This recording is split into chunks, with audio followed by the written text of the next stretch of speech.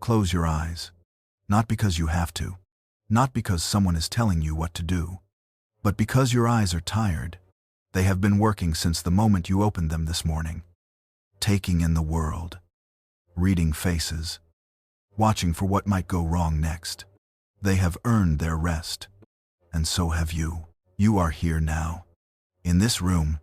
In this bed. Under this quiet. And whatever is still unfinished. Whatever email didn't get sent. Whatever conversation still needs to happen. Whatever worry has been following you around like a shadow since Tuesday. It can wait outside the door tonight. Just for now. Just for these hours. Set it down. Somewhere tonight. A woman is lying in the dark, staring at the ceiling. Her children are finally asleep. The house is finally quiet. But her mind is still running. Still replaying the day. Still making tomorrow's list before today is even finished.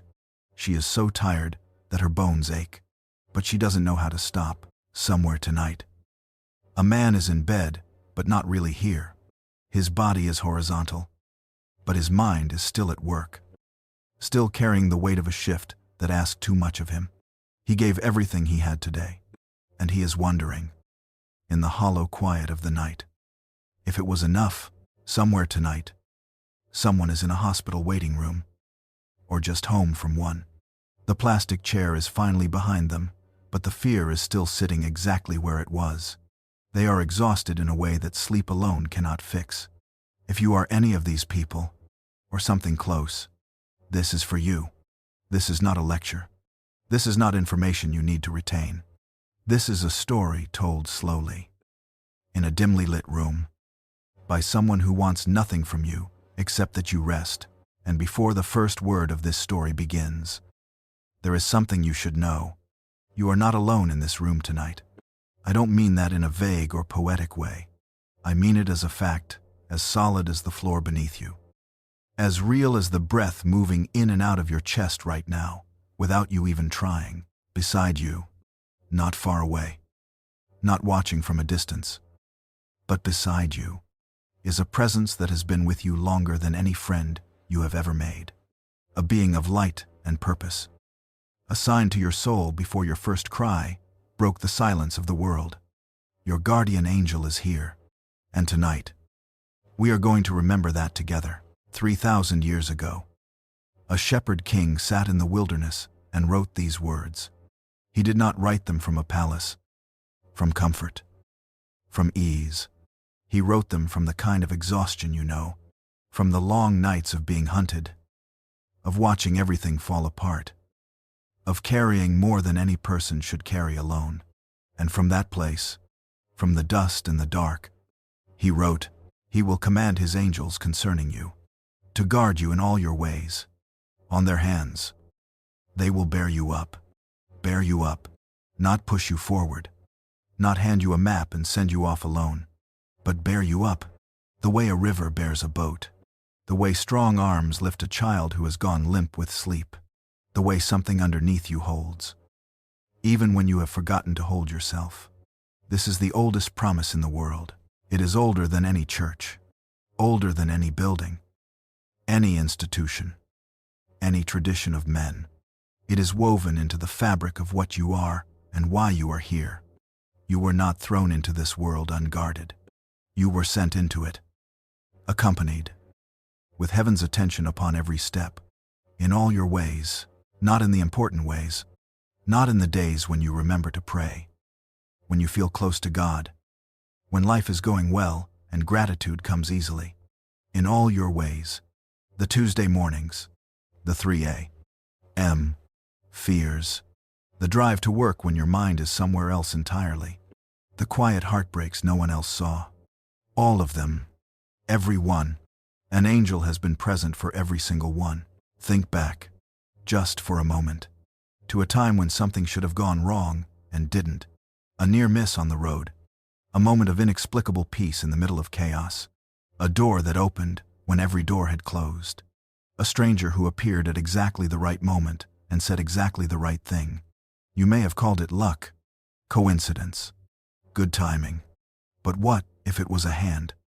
What if it was the quiet, unhurried work of a being who has been walking beside you your whole life, who knows your name, knows your fears, knows the exact weight of what you are carrying tonight, and has been turning things, guiding things, holding things in ways you were never meant to see. What if you have been more loved, more watched over, more tenderly accompanied than you have ever let yourself believe? Tonight, let yourself believe it, not because you have earned it, not because you have been good enough, or faithful enough, or strong enough, but because it is simply true, because the God who shaped you from nothing decided before you drew your first breath that you would not walk through this world alone. He assigned someone to you, not a force, not a vague spiritual energy. Someone, a being with purpose and intelligence and devotion, devoted, specifically, to you. That is who is in this room tonight. And while you sleep, while your breathing slows and your thoughts begin to dissolve like fog in morning light, they will remain awake, watchful, faithful, doing what they have always done, what they were made to do, guarding you. You don't have to hold anything together tonight. You don't have to stay awake to keep yourself safe. You don't have to figure anything out before you're allowed to rest.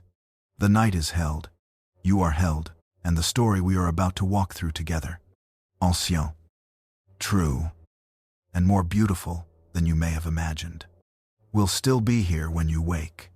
But for now, let it simply begin to wash over you like warm water, like the quiet after a long rain, like the moment you finally come home and close the door behind you. You are home now. You are safe.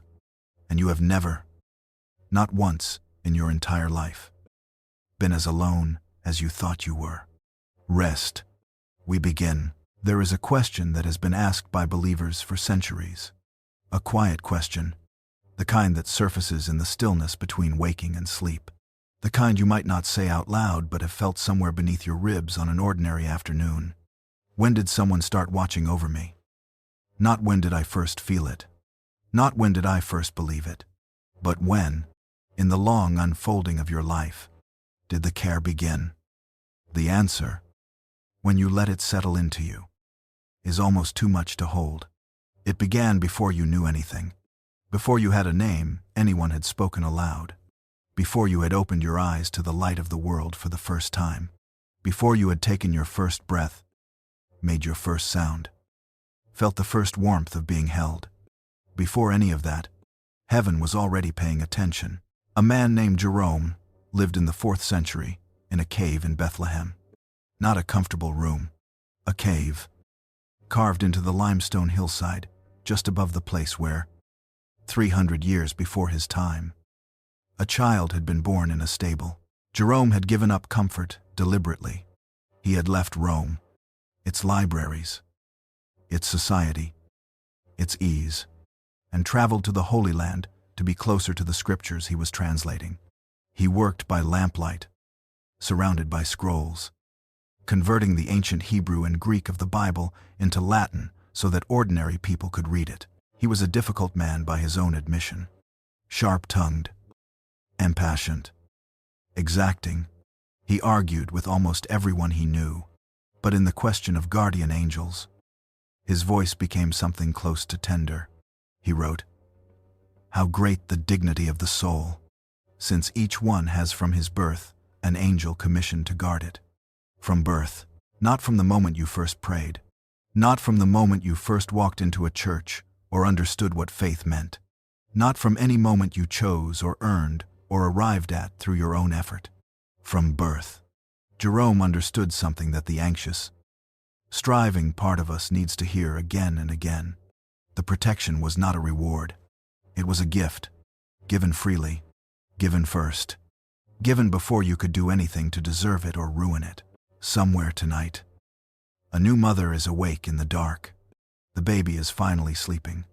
That soft, milky sleep that new babies fall into so completely, it looks like they have gone somewhere else entirely. And she is standing in the doorway of the nursery. Not because anything is wrong, but because she cannot quite bring herself to leave. She is watching the tiny chest rise and fall. She is counting the breaths without meaning to. She is feeling something she doesn't have a word for yet. This overwhelming, slightly terrifying love that has reorganized everything inside her. This need to guard something so small and so complete. She doesn't know that in doing this, she is reflecting something.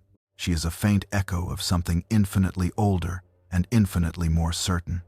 Because the God who made her, who made that child, who knit that small body together in the secret dark of the womb, that God was already watching, already present, already loving, before she knew there was anything to love, and already, even then, he had sent someone to stand watch.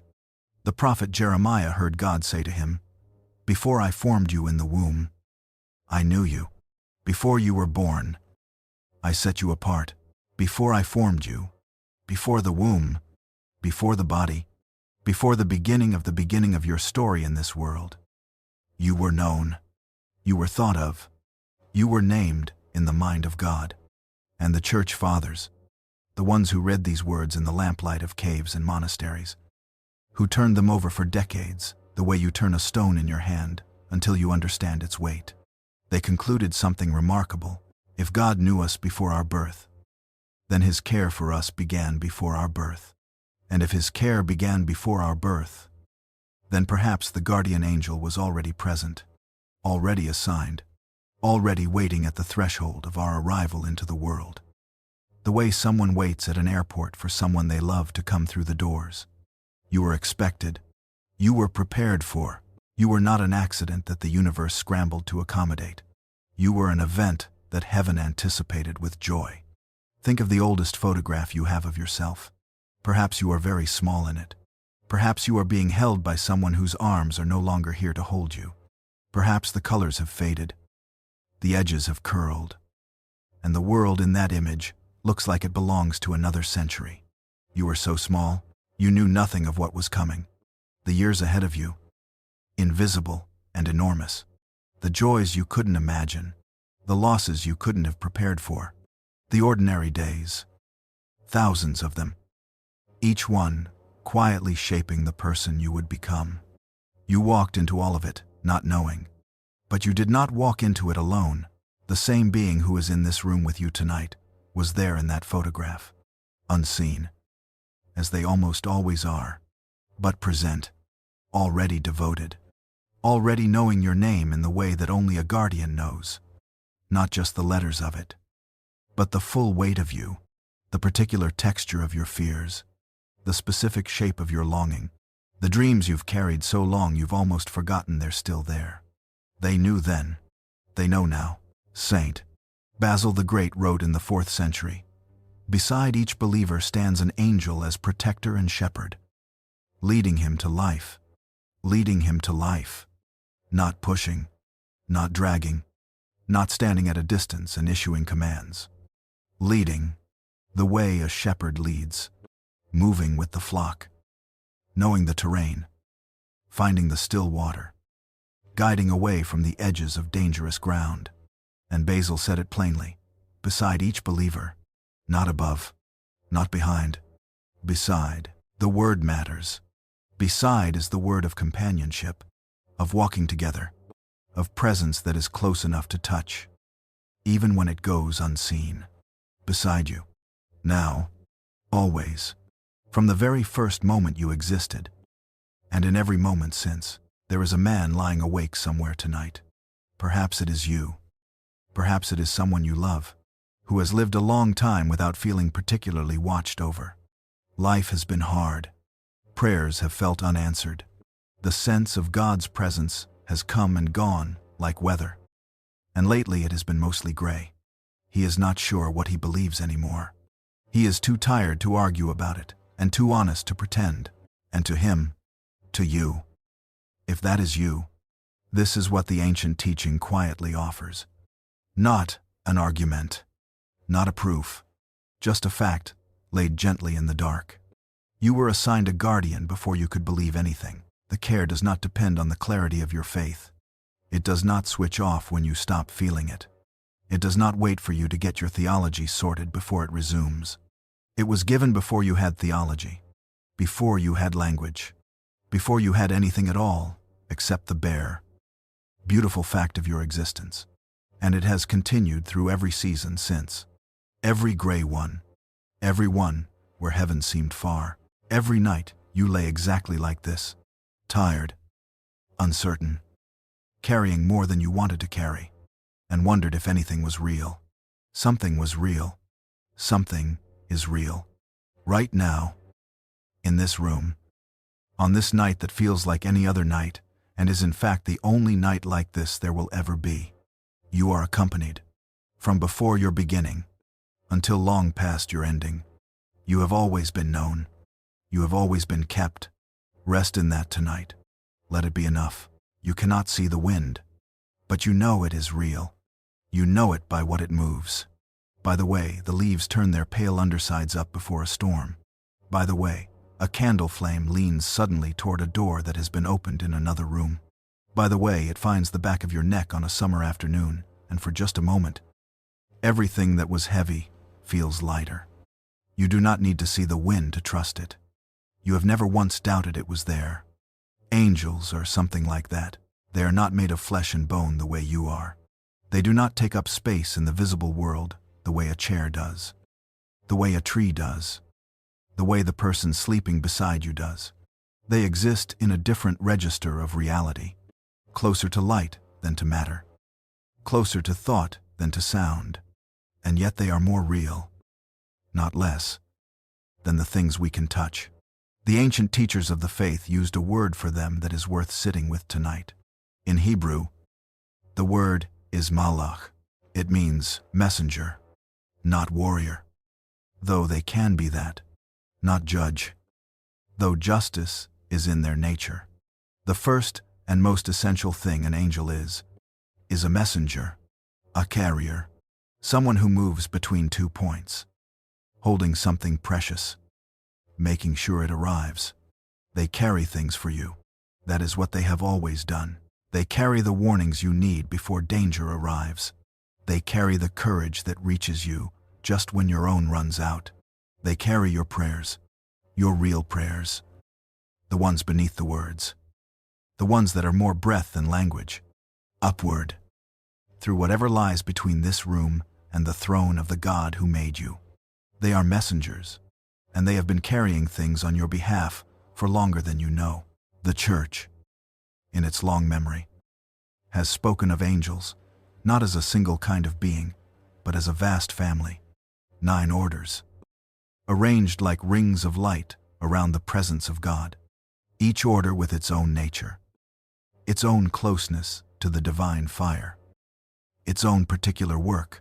At the innermost ring, the seraphim, beings of such concentrated holiness that when the prophet Isaiah glimpsed them, he could only record that they cried out without ceasing, Holy, Holy, Holy, not because someone told them to, but because in the presence of God, that is the only true thing left to say. Further out, the cherubim, guardians of sacred thresholds, the thrones, still as deep water, the dominions and virtues and powers, great cosmic intelligences governing the movements of the created world. And then, closest to us, at the outermost ring, nearest to the edge where heaven meets the dust of this world, the ones simply called angels. Your guardian is among them. Do not mistake the word outermost for least. In this family, closeness to humanity is not a demotion. It is a calling. These are the ones who chose, or were chosen, to leave the inner light and walk beside creatures made of mud and memory and longing, to stoop down into the noise and confusion of human life and tend it the way a gardener tends something growing. That is not a lesser thing. That is a particular and extraordinary love. Somewhere tonight, someone is in a room they have been in 100 times before. The same walls, the same window, the same sounds from the street below, and yet something is different tonight. There is a quality to the air they cannot name, a stillness that feels almost inhabited. They think, I must be imagining it. They are not imagining it. What they are feeling, that faint warmth, that sense of presence, just beyond the edge of what the eye can confirm, is the overflow of something real. Like heat from a fire in the next room. Like the sound of a voice speaking just beneath the range of hearing. Your guardian angel does not always make themselves known. They do not draw attention to themselves. They are not here for your attention. They are here for your safety, your guidance, your soul. But sometimes, in the thin hours, in the quiet spaces, in the moments between sleeping and waking, when the noise of ordinary life grows still, sometimes something comes through. A warmth that has no source. A peace that arrives without reason. A sense, brief and certain as a struck match, that you are not the only one in the room. You have felt it before. Perhaps you dismissed it. Perhaps you filed it away under strange or unexplained and moved on. But it was real. What you felt was real. The mystics of the church. Those women and men who pressed deeper into the life of prayer than most of us dare. They described encounters with their guardian angels in language that is worth pausing over. Not language of terror. Not the blinding, overwhelming theophany of a seraph descending in fire. Something quieter. Something more like the feeling you get standing at the edge of a forest just before dawn. When the world has not yet woken. When the light is just beginning to change. When there is a quality of attention in the air that feels almost like being watched. But watched with such complete goodwill that the word watched is not quite right. Tended. That is closer. Like something tending you. Something that has been doing so for a very long time and will continue long after this night is over. Saint Gemma Galgani, a young Italian woman who lived at the turn of the 20th century, described her guardian angel as a companion. She could speak to the way you speak to a dear friend. She said his presence carried a quality of light, not blinding, not dramatic, simply present, like a lamp in a window that tells you someone is home. And she said this: when she was near him, she felt entirely known, not judged, not measured, not evaluated, known, the way you want to be known, completely, without performance, without the exhausting labor of explaining yourself, simply seen and found. In that seeing, to be worth staying beside. That is what your guardian carries for you tonight. Not just protection, not just intercession, but a knowledge of you that goes deeper than you have gone yourself. Consider for a moment what it means to be truly known. How rare it is in this world to be with someone who does not need you to be different than you are. Who has watched you at your worst and has not left. Who knows the things you have not said and loves you in the direction of those things anyway. Most of us hunger for that our entire lives, and most of us find only glimpses of it. In a marriage, perhaps, in its best moments. In a friendship so old it has become its own kind of country. In the relationship between a parent and a child, when trust has been built slowly and held carefully over years. But your guardian angel has known you with that depth from before you had anything to show them. There was no version of you they met first and approved of. They were simply assigned to you. The full you. The complicated, unfinished, sometimes wonderful, and sometimes terrible, you. And they have remained. Through every chapter, through the ones you are proud of, and the ones you would rather not revisit. They are still here. In this room, on this night. Let your body sink a little deeper into where you are resting. Feel the weight of your head, the warmth along your back, the slow, reliable rhythm of your own breathing. In and out. In and out. The most faithful thing your body does. The thing it keeps doing even while you sleep. Even while you are completely unaware. Your body knows how to be cared for without your help. And so does your soul. Tonight, you do not have to manage your own protection. You do not have to stay alert against the dark. You do not have to be the last line of defense against everything that worries you. Something else is awake for that. Something ancient and capable and utterly devoted to the task. The wind moves without your permission, without your understanding, without your help, and the one who has been assigned to guard you, the messenger who has been carrying things on your behalf since before your first memory. They continue their work tonight without needing anything from you at all. Except this: rest. Just rest. Let go of the weight of having to hold yourself together. The wind will move. The angel will watch. And you, beloved and kept, and more accompanied than you have ever fully known, you can simply, finally, sleep.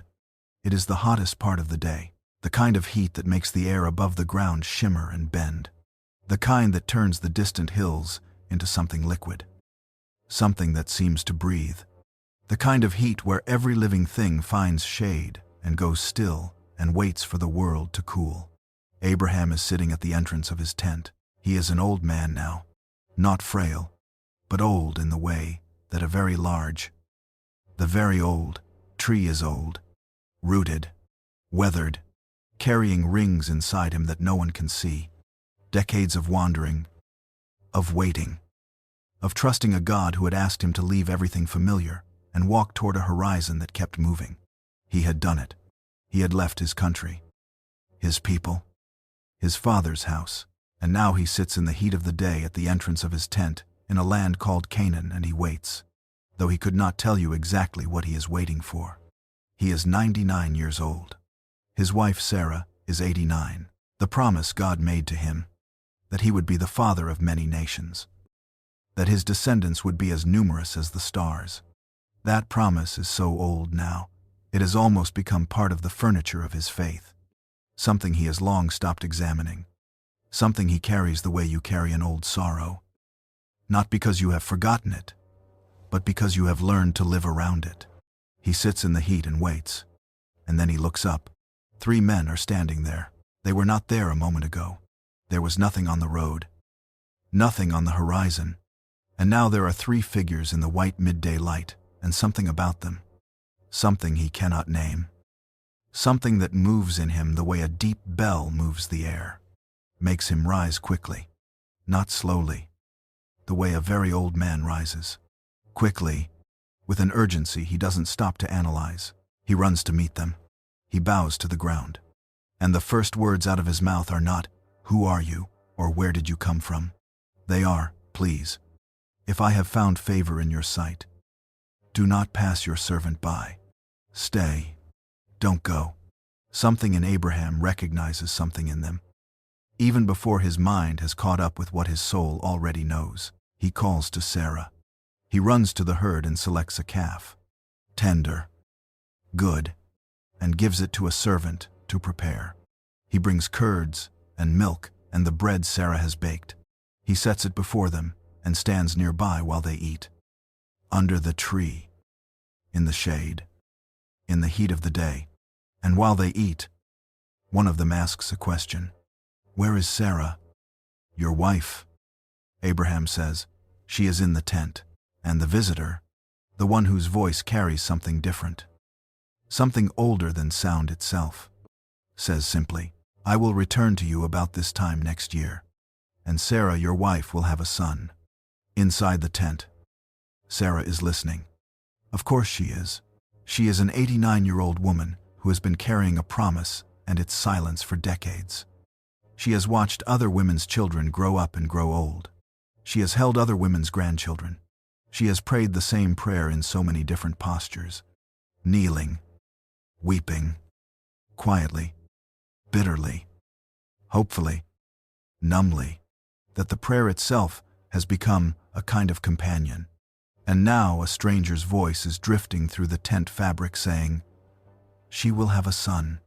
Sarah laughs, not cruelly, not dismissively, the way you laugh when something is so far beyond the borders of what you have allowed yourself to hope for, that the only possible response is the involuntary, helpless sound of disbelief. The laugh of a person who has been disappointed so many times that hope itself has started to feel like a kind of wound. She laughed to herself, and the visitor heard it. Why did Sarah laugh? Sarah, frightened now, says, "I did not laugh." And the reply is gentle, not scolding, almost amused. "No, you did laugh." And then, The question that has echoed through 3,000 years of human aching: is anything too hard for the Lord? Somewhere tonight, there is a person who has been carrying a prayer for a very long time. You know the kind. Not a casual prayer. Not the kind you say quickly at the end of a list. The kind that lives in the chest. The kind that has its own weight. Its own texture. Its own particular silence when it goes unanswered. A marriage that needs healing. A child who has wandered far from where you hoped they would be. A door that has been closed so long you have almost stopped knocking. A dream so old it has started to feel foolish to still want it. Perhaps you have laughed that laugh yourself. The laugh of someone who has almost stopped believing, but cannot quite finish the job of stopping. If that is you, if you are lying in the dark tonight, with a promise that feels ancient and a prayer that feels exhausted, then this part of the story is specifically, tenderly for you. The visitors came to Abraham and Sarah in the heat of the day, in the middle of the long, ordinary wait. Not at the beginning when faith was bright and new, not in a dramatic moment of crisis. In the mundane afternoon of a very long journey, they came anyway. They sat down, they ate, and they carried a word from heaven that was so specific, so personal, so precisely aimed at the deepest wound of that household, that Sarah laughed before she could stop herself. This time next year, not someday, not eventually, not in the fullness of time, in a way you will never quite be able to trace. A year, a specific, countable, almost shockingly concrete promise. Heaven is not vague about you. Heaven knows exactly what you are waiting for. The three visitors rise to leave. Abraham walks with them toward the road that looks down over the plains. And as they walk, something remarkable happens. God pauses, the Lord, for that is who one of the three visitors is, moving through the world in the form of a man, considers something and then speaks it, not to the angels, to Abraham. Shall I hide from Abraham what I am about to do? And then he tells him, the cities of Sodom and Gomorrah, the wickedness that has been rising like smoke. What must happen? And Abraham, this old wanderer with dust on his feet and a heart that has learned, over 99 years, that the God he follows is both just and merciful. Abraham begins to negotiate. What if there are 50 righteous people in the city? God agrees. 45. God agrees. 40. 30. 20. 10. Each time, God agrees. Abraham is bargaining with the Almighty, and the Almighty lets him. More than that, the Almighty seems to welcome it, as if this is exactly the kind of conversation he was hoping for when he paused on the road and said, "Shall I hide this from him?" This is a God who wants to be reasoned with, who wants to be sat with, questioned, pressed, who does not want you to take your concerns somewhere else. The two angels continue on toward Sodom, and what happens next is a story of intervention so physical, so immediate, so completely without hesitation, that it has stayed in the memory of the faith for 4,000 years. Lot is sitting at the city gate when the two angels arrive at evening. He sees them. He rises. He bows. He insists they come to his house, not the city square, because he knows what the city square holds at night. And he will not have these beings subjected to it. They resist at first. He insists. They come, and that night, what Lot feared comes to the door. The men of the city surround the house. They pound on the door. Lot goes out to plead with them, and they threaten him, pressing closer. The situation deteriorates with the speed that violence always accelerates. One moment there is tension. The next, it is about to break. And the angels act. They reach out, pull Lot back inside, and shut the door. Then they strike the crowd outside with blindness. Not gentle confusion. Blindness. Complete. Sudden. The threat neutralized in an instant. And in the quiet after, they turn to Lot and ask him, "Is there anyone else? Son, daughters, anyone who belongs to you? Get them out. We are going to destroy this place. But here is the moment that stays with me. The angels have told Lot to flee. They have told him the city is about to be destroyed. They have given him every reason to move quickly, to gather his family, to go. Lot hesitates. The text says it simply. Without judgment, he lingered. We have all lingered.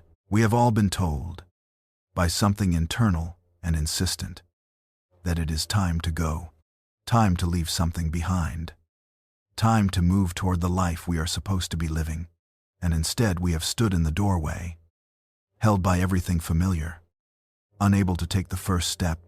Lot lingers. And so the angels do something extraordinary. They seized him by the hand, him and his wife, and his 2 daughters. The text says the angels seized their hands and led them out, because the Lord was merciful to them, not because Lot had found the courage he needed, not because he had finally talked himself into it, because mercy does not always wait for readiness. Sometimes, grace grabs you by the hand and leads you out of the burning place before you have decided you are ready to be led.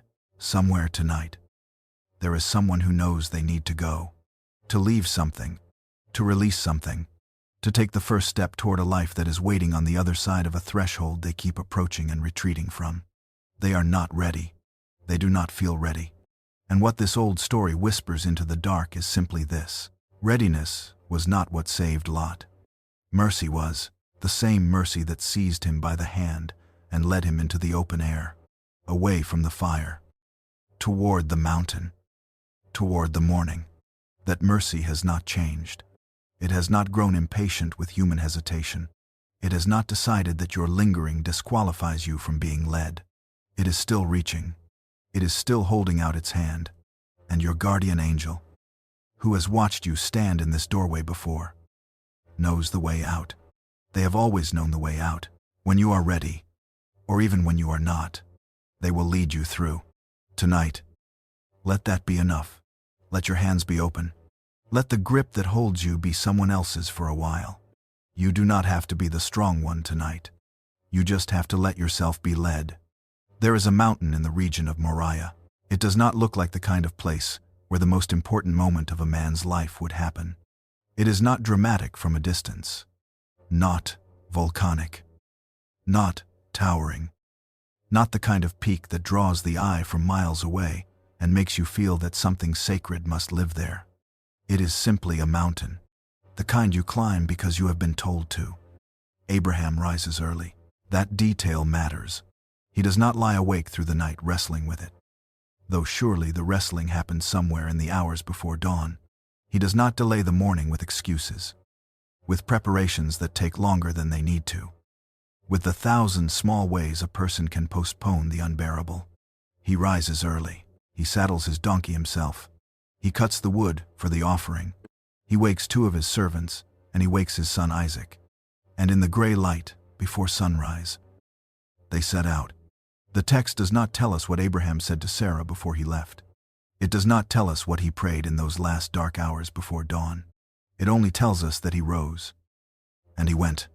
For 3 days they walk. 3 days of putting one foot in front of the other with the wood for the offering, loaded on the donkey and the knife at Abraham's side, and Isaac walking beside him.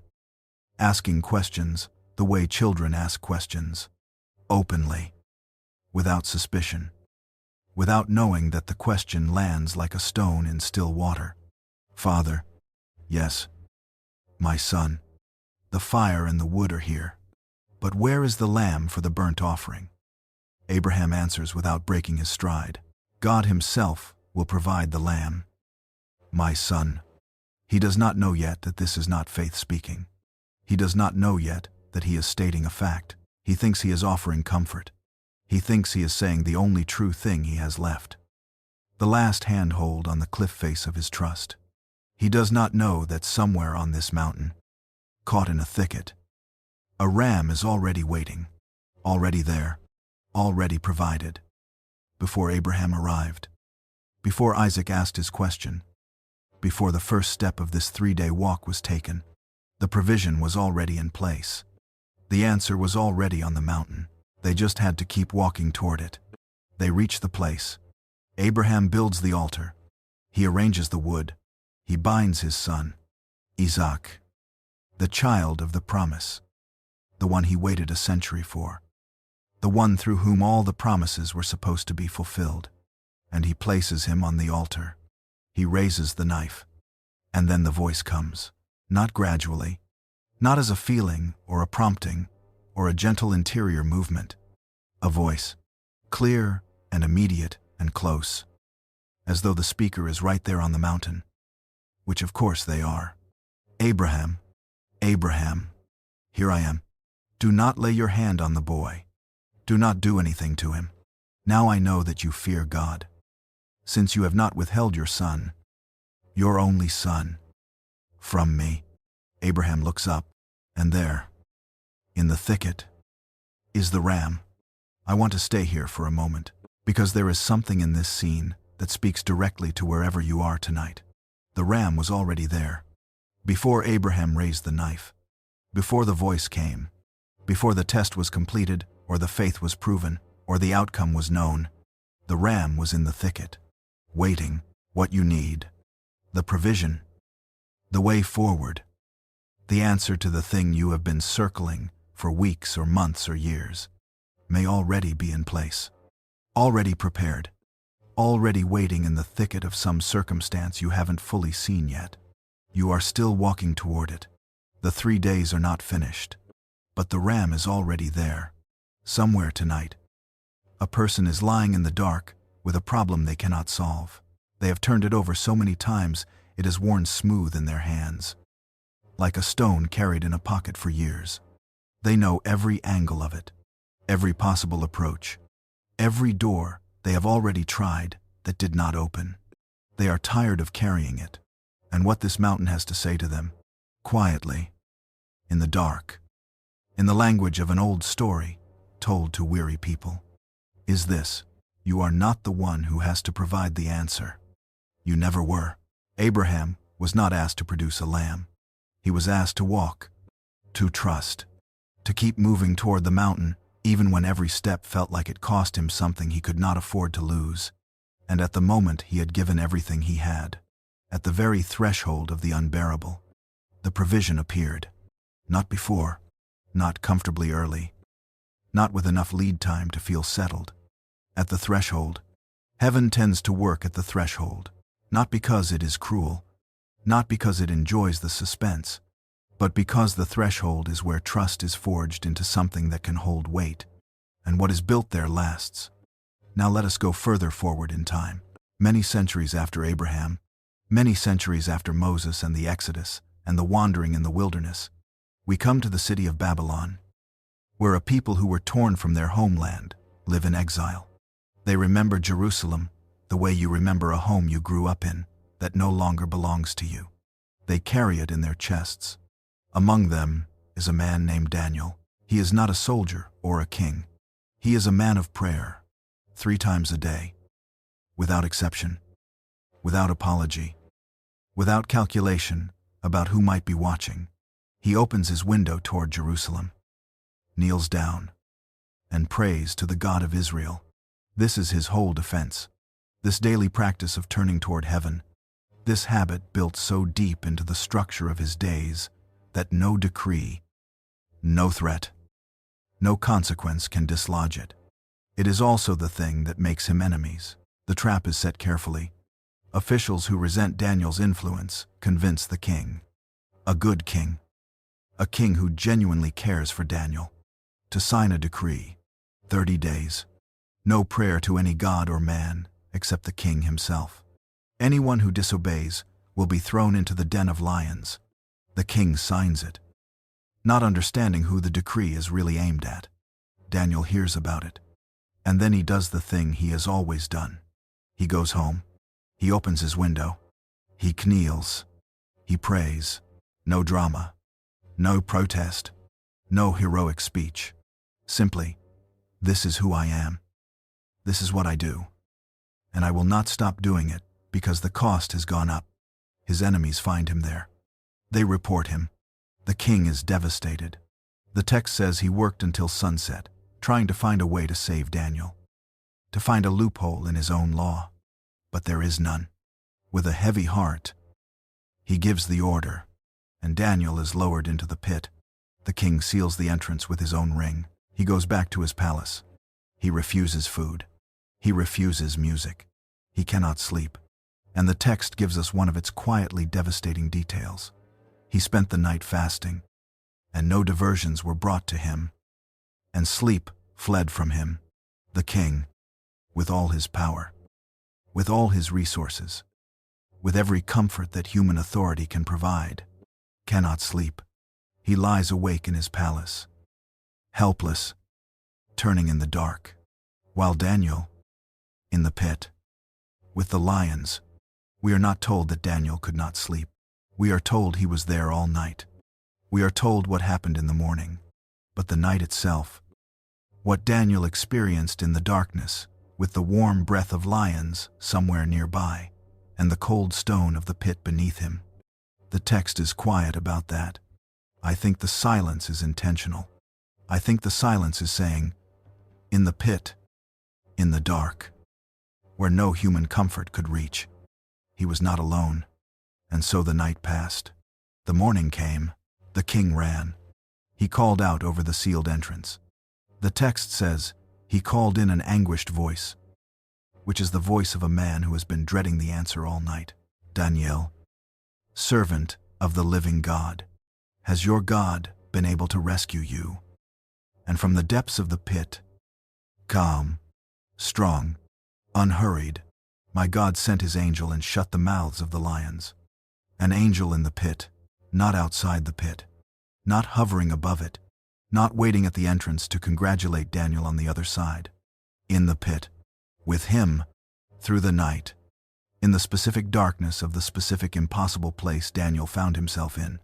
This is what the protection of heaven looks like so much of the time. Not the removal of the pit, the presence of the angel in it. Somewhere tonight, a person is in their own version of the pit. It may not look dramatic from the outside. It may just look like a bedroom, like a Tuesday night, like an ordinary life with ordinary troubles. But inside, it is a sealed, dark place. And the lions, the fears, the losses, the uncertainties, the diagnoses, the loneliness, the long stretch of unanswered prayer, are real to them. They know what it is to lie in the dark while someone else's light is on in the palace, while the rest of the world seems to be eating, sleeping, moving through ordinary life, unaware that someone is in a pit with lions tonight. And to that person, the oldest message of this oldest story simply says, the angel went in with you. You did not go in alone. You have not been in there alone. The sealed entrance, the dark, the long night, none of it changed the fact that heaven entered the pit alongside you. And if the morning has not come yet, if you are still in the long night, still waiting for the voice over the stone, the angel is still there, still present, still keeping the mouths closed around you, still making it possible for you to breathe. And wait, and hold on one more hour. Daniel emerges from the pit. The text says, no injury was found on him, because he had trusted in his God, not because he was powerful, not because he had figured out how to manage lions, not because he was, in any ordinary sense of the word, strong enough for what he faced, because he had trusted. That was the whole of it. The trust did not remove him from the pit, but it meant he did not go into the pit alone. And coming out, he was whole. Let your breathing slow now. Feel the weight of the bed beneath you, the way it holds you without effort, without your help, simply because that is what it was made to do. You were made to be held like that, by something older and stronger and more faithful than any bed, any house, any wall between you and the night. The mountain is real. The ram is in the thicket. The angel is in the pit. And whatever sealed, dark, impossible place you are in tonight, you are in it with company, with presence, with the quiet, faithful, unshakable company of the one who was sent to be with you in exactly this. Trust that tonight, not because the pit will be gone by morning, but because you are not in it alone. You never have been, and you never will be. There is a kind of waiting that changes you, not the waiting of a few minutes, not the impatience of a slow line or a delayed train. The other kind, the waiting that stretches across years, the kind that becomes so familiar you stop noticing you are doing it, until a quiet night like this one, when the noise of ordinary life falls away, and you feel the shape of it again, what you have been carrying, how long you have been carrying it. Sarah laughed. We spoke of her briefly before, but let us stay with her a little longer tonight, because Sarah is not a minor character in this story. She is the whole center of it, and her laugh, that involuntary, exhausted, almost bitter sound that escaped her before she could stop it, is one of the most human moments in all of Scripture. She had been waiting for decades. She had prayed the same prayer so many times that the words had worn grooves in her. She had watched the years pass with the particular cruelty that only the long unanswered prayer knows.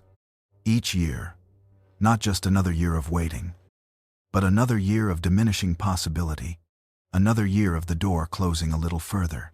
By the time the visitors came to the tent, she was 89 years old. She had stopped expecting the knock, and then it came. Is anything too hard for the Lord? The question was not rhetorical. It was an invitation to bring the full weight of your exhausted, almost extinguished hope back into the room and set it down on the table and let it be looked at honestly. Is this too hard? Is this particular prayer, this worn, ancien, barely held thing, is it beyond what heaven can answer? The answer came not as an argument but as a fact, stated quietly and then fulfilled exactly as promised. 1 year later, Sarah held her son. She named him Isaac, which means, he laughs. The laugh that had been the sound of disbelief became the name of the miracle. God took her most human moment, her failure to believe, and made it the child's name, made it something she would say every day for the rest of her life. He laughs, he laughs, he laughs, somewhere tonight. A person is holding a prayer they have almost put down, not because they stopped believing entirely, but because hope, held too long without answer, starts to feel dangerous, starts to feel like the very thing that makes the disappointment worse. And so quietly, carefully, they have begun to hold it a little less tightly, to protect themselves from another year of the door not opening. They have not stopped praying, but they have stopped expecting. And to that person, Sarah's story says something so specific it might feel like it was placed here just for them. The promise was not canceled by the waiting. The waiting was part of the promise, not punishment, not abandonment, not evidence that the prayer had gone unheard. The waiting was the dark and necessary ground in which something was being prepared, something that could not be rushed, could not be manufactured, could not arrive 1 day earlier than it did. The ram was already in the thicket. You just haven't reached that part of the mountain yet. Now let us climb. Let us walk with Abraham and Isaac on the road to Moriah. 3 days of walking, which is long enough for doubt to make its full case, long enough for fear to rehearse every argument, long enough for the mind to go over and over the thing that has been asked and find no way through it that doesn't cost everything. Abraham walks anyway. Isaac walks beside him, carrying the wood, and somewhere in that walk, in the silence between a father and a son, in the sound of sandals on dry ground, and the donkey's steady breathing, and the wind moving through the grass on either side of the road, Isaac asks the question, "Where is the lamb?" Abraham answers, "God will provide." He does not know yet that he is speaking prophecy. He thinks he is speaking faith, which is another way of saying, I do not know the answer, but I trust the one who does. And that is enough. That has always been enough. They reach the place on the 3rd day. Abraham builds the altar, slowly, carefully, the way a man does something when he is trying to stay present, trying not to let his mind run ahead to what comes next. He arranges the wood. He binds Isaac. He raises the knife.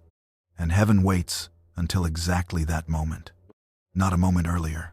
The voice comes at the threshold, at the place where there is nowhere left to go, nothing left to hold back, nothing remaining between Abraham and the full cost of his trust.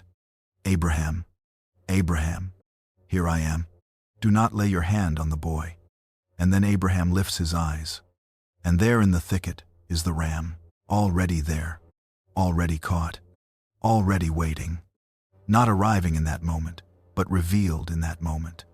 The provision was in place before Abraham raised the knife, before he bound Isaac, before he climbed the mountain, perhaps before he saddled the donkey in the gray light before dawn. The answer was already on the mountain. He just had to walk all the way to it before he could see it.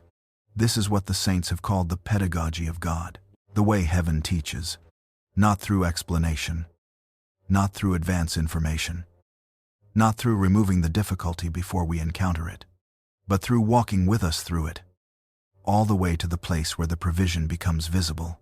The angel did not appear to Abraham on the first day of the walk and say, "Do not worry.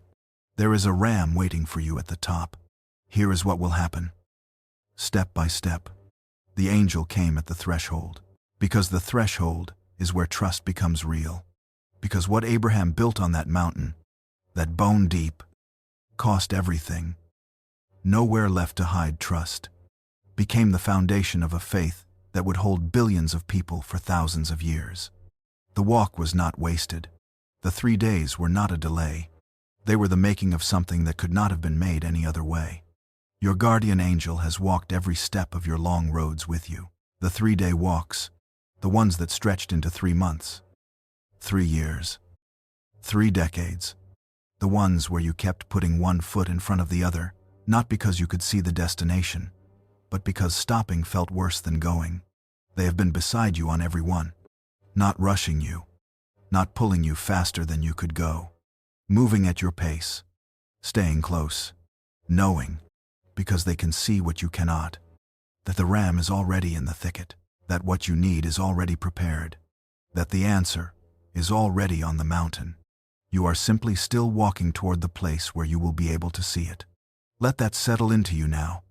Whatever you have been carrying tonight, whatever prayer has lived so long in your chest that it has almost become part of the furniture, bring it gently to the surface for just a moment, not to solve it, not to figure it out, not to decide whether to keep hoping or to finally, mercifully, let it go, just to hold it up, briefly, in the quiet of this room. And remember, is anything too hard for the Lord? The one who placed a ram in a thicket before Abraham left his tent that morning, the one who answered Sarah's laugh with a child she named after it, the one who has been walking beside you on every road, in every season, through every long and unanswered year. That one knows what you are carrying, and the provision is already in place. You just haven't seen the thicket yet. Rest now. The mountain will still be there in the morning, and so will the ram. There is something that needs to be said to you directly tonight. You are allowed to stop, not permanently, not forever, just for these hours, just for the length of this darkness before the morning comes. You are allowed to put down the vigilance, the watchfulness, the low-level hum of alertness that you have been carrying so long. It has started to feel like your natural resting state. You do not have to stay awake to keep yourself safe. This is hard for some of us to believe, harder than believing in angels. If we are honest, Peter was in prison. King Herod had already executed James, the brother of John, and when he saw that it pleased the crowd, he arrested Peter too. Peter was chained between 2 soldiers.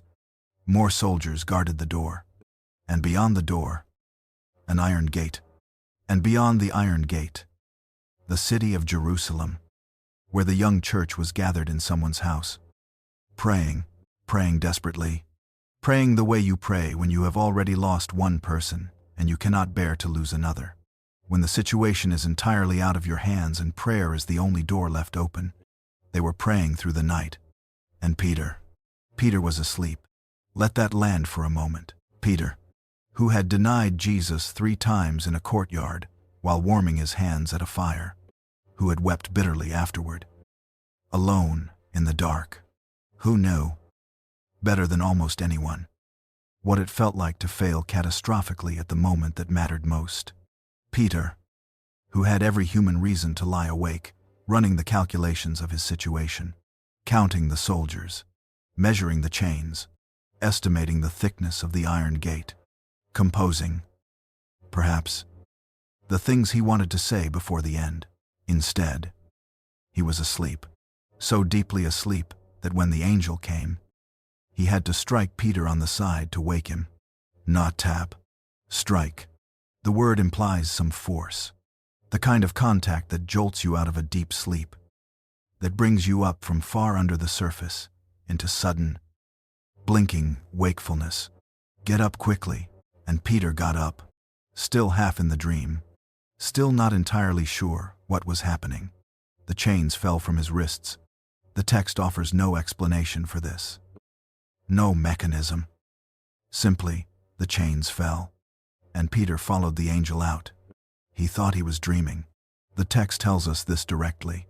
He did not know that what was being done by the angel was real, but thought he was seeing a vision. He walked through the first guard post. He walked through the second. He came to the iron gate that led into the city. It opened by itself. They walked out into the street. They walked the length of one street, and then the angel left him, and Peter stood in the cold night air of Jerusalem, fully awake now, and said to himself, "Now I know for certain. The Lord has sent his angel." The miracle happened around a sleeping man. This is not incidental.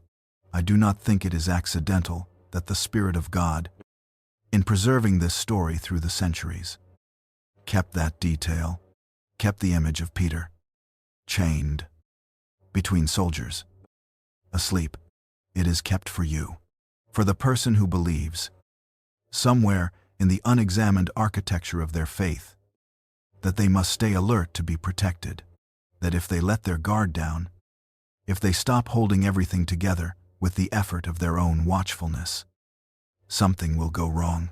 That rest is a risk. That sleep is a small surrender they cannot quite afford. Peter's sleep is the answer to that fear. He was in the most dangerous situation of his life. Armed soldiers on either side. A king who had already killed his friend. An execution scheduled for morning. And he was asleep. Not because he was foolish. Not because he had given up. Because he had, somehow, extraordinarily, trusted that the night was held by something other than his own wakefulness, and the miracle did not wait for him to wake up and participate. It came to him while he slept. The chains fell while he slept. The gates opened while he slept. Heaven worked around his rest, not despite it. Somewhere tonight, there is a person who cannot remember the last time they slept without effort. They lie down. They close their eyes, and immediately the mind begins its inventory. The list of what was left undone, the conversation that went wrong, the bill that needs attention, the child they are worried about, the health question that doesn't have an answer yet, the future that refuses to resolve into anything comfortable. They are tired.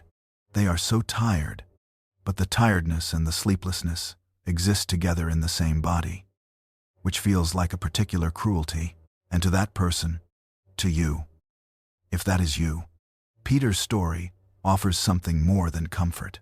It offers permission. Permission to stop guarding yourself tonight. Permission to let the night be held by something that does not sleep, does not tire, does not need you to be awake in order to function. Your guardian angel does not require your participation to do their work. They only require you to rest. While Peter slept, the church prayed. That detail matters too. There was a community gathered in a house. The text says it was the house of Mary, the mother of John, and they were praying through the night, with urgency, with the kind of prayer that does not feel confident or eloquent, but simply keeps going because stopping feels like giving up on someone you love. They were praying for Peter. Peter did not know this.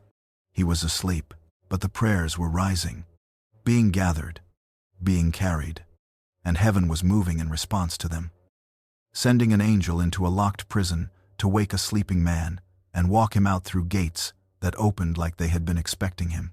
Someone was praying for you tonight before you lay down, perhaps someone you know, Perhaps someone you have never met. A grandmother somewhere saying her evening prayers and including, with the simple generosity of the faithful. And all those who are struggling tonight. Lord, your name has been carried upward. Your need has been noticed. You did not have to arrange this. You did not have to be awake for it. The prayers were already rising before you closed your eyes. Now there is one more detail in this story that I love. Peter makes his way through the dark streets to the house where the church is gathered. He knocks on the door. A servant girl named Rhoda goes to answer it. She hears his voice, recognizes it immediately, knows it is Peter, and is so overwhelmed with joy that she does not open the door. She runs back inside to tell the others. Peter is at the door. They do not believe her. You are out of your mind, she insists. He is there. She heard his voice. And then someone says, with the particular logic of people whose faith is bigger in theory than in practice, it must be his angel. They had been praying all night for Peter's deliverance, and when the answer knocked on the door, they could not quite believe it had actually come. This is one of the most gently humorous and deeply human moments in all of Scripture, and it is preserved for us, I think, as a kind of grace, because most of us have been Rhoda at some point. Most of us have had a prayer answered and stood there for a moment, stunned, holding the joy before we could let it in. And most of us have been the ones inside too, praying faithfully, sincerely, urgently, and then struggling to recognize the answer when it arrived. The answer is sometimes already at the door, while you are still inside, still asking. Let your body soften now. Feel the places where you have been holding tension without knowing it. The jaw, the shoulders, the hands that may have been quietly curled into themselves. Let them open. Let the breath come easily, without assistance, the way it knows how to do while you sleep. You are not the last line of defense tonight. You are not the thing standing between yourself and the dark. Someone else is standing there. Someone who was standing there before you lay down, and will be standing there when you wake, and did not need your help for a single moment in between. The chains can fall while you sleep. The gates can open while you dream. Heaven does some of its best work around resting people. So rest. Give it permission to work. Close your eyes and sleep. There is a prayer that almost no one thinks to pray, not the prayer for help. We know that one. We have worn a groove in that one. Most of us, from years of returning to it in moments of need. Not the prayer for healing, or guidance, or strength, or peace. The prayer almost no one thinks to pray is simpler than any of those. Open my eyes. Just that. Not, fix what I am looking at. Not, change the thing that frightens me. Not, remove the enemy from the hills. Simply, let me see what is already there. The prophet Elisha was in a city called Dothan. His servant rose early one morning, the way servants do, before the household is fully awake, to attend to the first tasks of the day. He went outside, and there, surrounding the city, was an army, horses, chariots, a vast force sent by the king of Aram, deployed in the night while the city slept, encircling every road, every gate, every possible way out. The servant stood in the early light and looked at what surrounded them and felt the specific, hollow fear of a person who has just understood that they are trapped. He ran back to Elisha. "Oh no, my lord, what shall we do?" It is such a human cry, not a bad cry, not a faithless cry, simply the honest sound of a person seeing only what their eyes can show them. And what their eyes are showing them is surrounded, outnumbered, out of options. What shall we do? Elisha's answer is one of the most quietly extraordinary sentences in all of Scripture. He does not look out at the army. He does not devise a strategy. He does not offer reassurance in the ordinary sense, the kind that says, "Don't worry. It probably won't be as bad as it looks." He simply says, "Do not be afraid. Those who are with us are more than those who are with them." The servant hears this, and he must have looked at Elisha with the particular expression of a person who is fairly certain Their companion has not yet seen the army on the hills. Because from where the servant is standing, the arithmetic is not complicated. There is the Aramean army, which is very large. And there is Elisha, and himself, which is two. Two is not more. But Elisha is not talking about what the servant can see. He is talking about what is already there. Then Elisha prays, and this prayer, brief, unhurried, confident, is the one I want you to carry with you tonight. Lord, open his eyes so that he may see. Not send help. Not change what is happening. Not give us a way out. Open his eyes so that he may see. And the Lord opened the servant's eyes. And he looked, and the hills, the same hills that had been full of the Aramean army a moment before, the same hills the servant had just been staring at in terror. Those hills were full of horses and chariots of fire, an entire army of heaven, surrounding them, already there, not arriving in response to the prayer. The prayer simply removed the veil between the servant's eyes and the reality that had been present all along. It was already there. It had been there while the servant slept. It had been there when he woke and walked outside and saw the enemy and felt the cold drop of fear in his chest. The chariots of fire were already on the hills. He simply could not see them. Somewhere tonight, a person is surrounded by what frightens them. Perhaps it is not a literal army. Perhaps it is the army of medical bills and the diagnosis behind them. The army of a relationship that is fracturing in slow motion. The army of a future that looks, from where they are standing, like it is closing in from every direction. They are doing what the servant did. They are looking at what surrounds them and counting the numbers and arriving at the conclusion that they are outnumbered, out of options. The arithmetic does not work in their favor. They are not wrong about what they see. They are simply not seeing everything, because what surrounds the thing that frightens you is itself surrounded. The hills behind the hills are full of fire. The army arrayed against you does not know, cannot know, what is arrayed against it, cannot see what you cannot see either. But what is there nonetheless?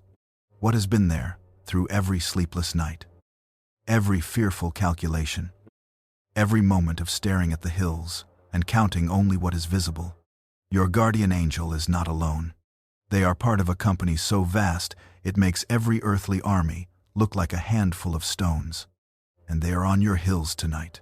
The mystic tradition of the church has always insisted on this, not as poetry, not as a comforting metaphor for people who need something to believe in. As fact, the spiritual realm is not thin or sparse or barely populated. It is dense with presence, layered with activity, filled with beings of intelligence and power and purpose, moving constantly, working constantly, in dimensions that our five senses were not built to detect. We walk through a world that is far more inhabited than it appears. The quiet room you are in tonight is not empty. The darkness beyond your window is not hollow. What you cannot see is not therefore absent. Saint Paul, who had been caught up into what he called the third heaven and had seen things he said could not be put into human language, came back from that experience and wrote to the church at Ephesus with a particular urgency. He wanted them to understand the scale of what surrounded them. He said, "Our struggle is not against flesh and blood, not against the visible, not against the things you can point to and name and measure, against the invisible, against powers and principalities in heavenly places. And if the struggle is in the invisible realm, then so is the protection. The chariots of fire are in the invisible realm, and they are already deployed." There is another part of this story that is easy to miss. After the servant's eyes are opened, after he sees the hills full of fire, the Aramean army advances on Elisha, and Elisha prays again. This time, strike this army with blindness, and they are struck blind. And then Elisha, this is the part that always stops me. Elisha walks out to the blinded army and says, "This is not the road, and this is not the city you are looking for. Follow me, and I will lead you to the man you seek." And they follow him. He leads the entire army, blend, into the capital city of Israel. into the hands of the Israelite king. And when their sight is restored and they realize where they are, the king asks Elisha, "Shall I kill them?" And Elisha says, "No, set food and water before them, that they may eat and drink, and let them go." The enemy army is fed and sent home, and the text says, the Arameans did not come again on raids into the land of Israel. The force that surrounded the city with hostile intent went home, having eaten at the table of the people they came to destroy. This is what happens when heaven steps into the arithmetic. The numbers stop making sense in the most unexpected direction. Not just protection, not just survival, transformation of the situation itself into something no human strategy would have devised. Your guardian angel is not simply standing between you and what threatens you. They are part of a larger strategy, a longer story, one in which the thing that surrounds you tonight is itself being worked with, turned, redirected in ways you cannot yet see and may not fully understand until much later. When you look back from a different vantage point and notice how the pieces moved, you are not just being protected. You are inside a story that is being written by the one who knows the ending. And the ending is not the Aramean army on the hills. The ending is the hills full of fire. The ending is the enemy fed and sent home. The ending is, those who are with us are more than those who are with them. So tonight, before you sleep, let this be your prayer. Not a complicated one, not a long one, just the prayer Elisha prayed for his frightened servant, standing in the early morning light, looking at everything that surrounded them. Lord, open my eyes so that I may see, not to see the enemy more clearly, not to understand the situation more fully, but to see, even dimly, even briefly, even just enough to take the next breath. The hills behind the hills, the fire that is already there, the company of heaven already deployed around the life you are living, around this room, around this night, around you. You do not have to see it fully to trust it. The servant's eyes were opened in an instant. But the chariots had been on the hills all along. Rest in that. Let the hills hold what they are holding. Let the fire burn where it is burning. And sleep. Beloved, sleep. You are more surrounded by light than you know. There is a kind of suffering that cannot be fixed. You know the kind. Not the suffering that has a solution waiting at the end of it. A door that will open if you push hard enough. A problem that will yield if you find the right approach. Not that kind.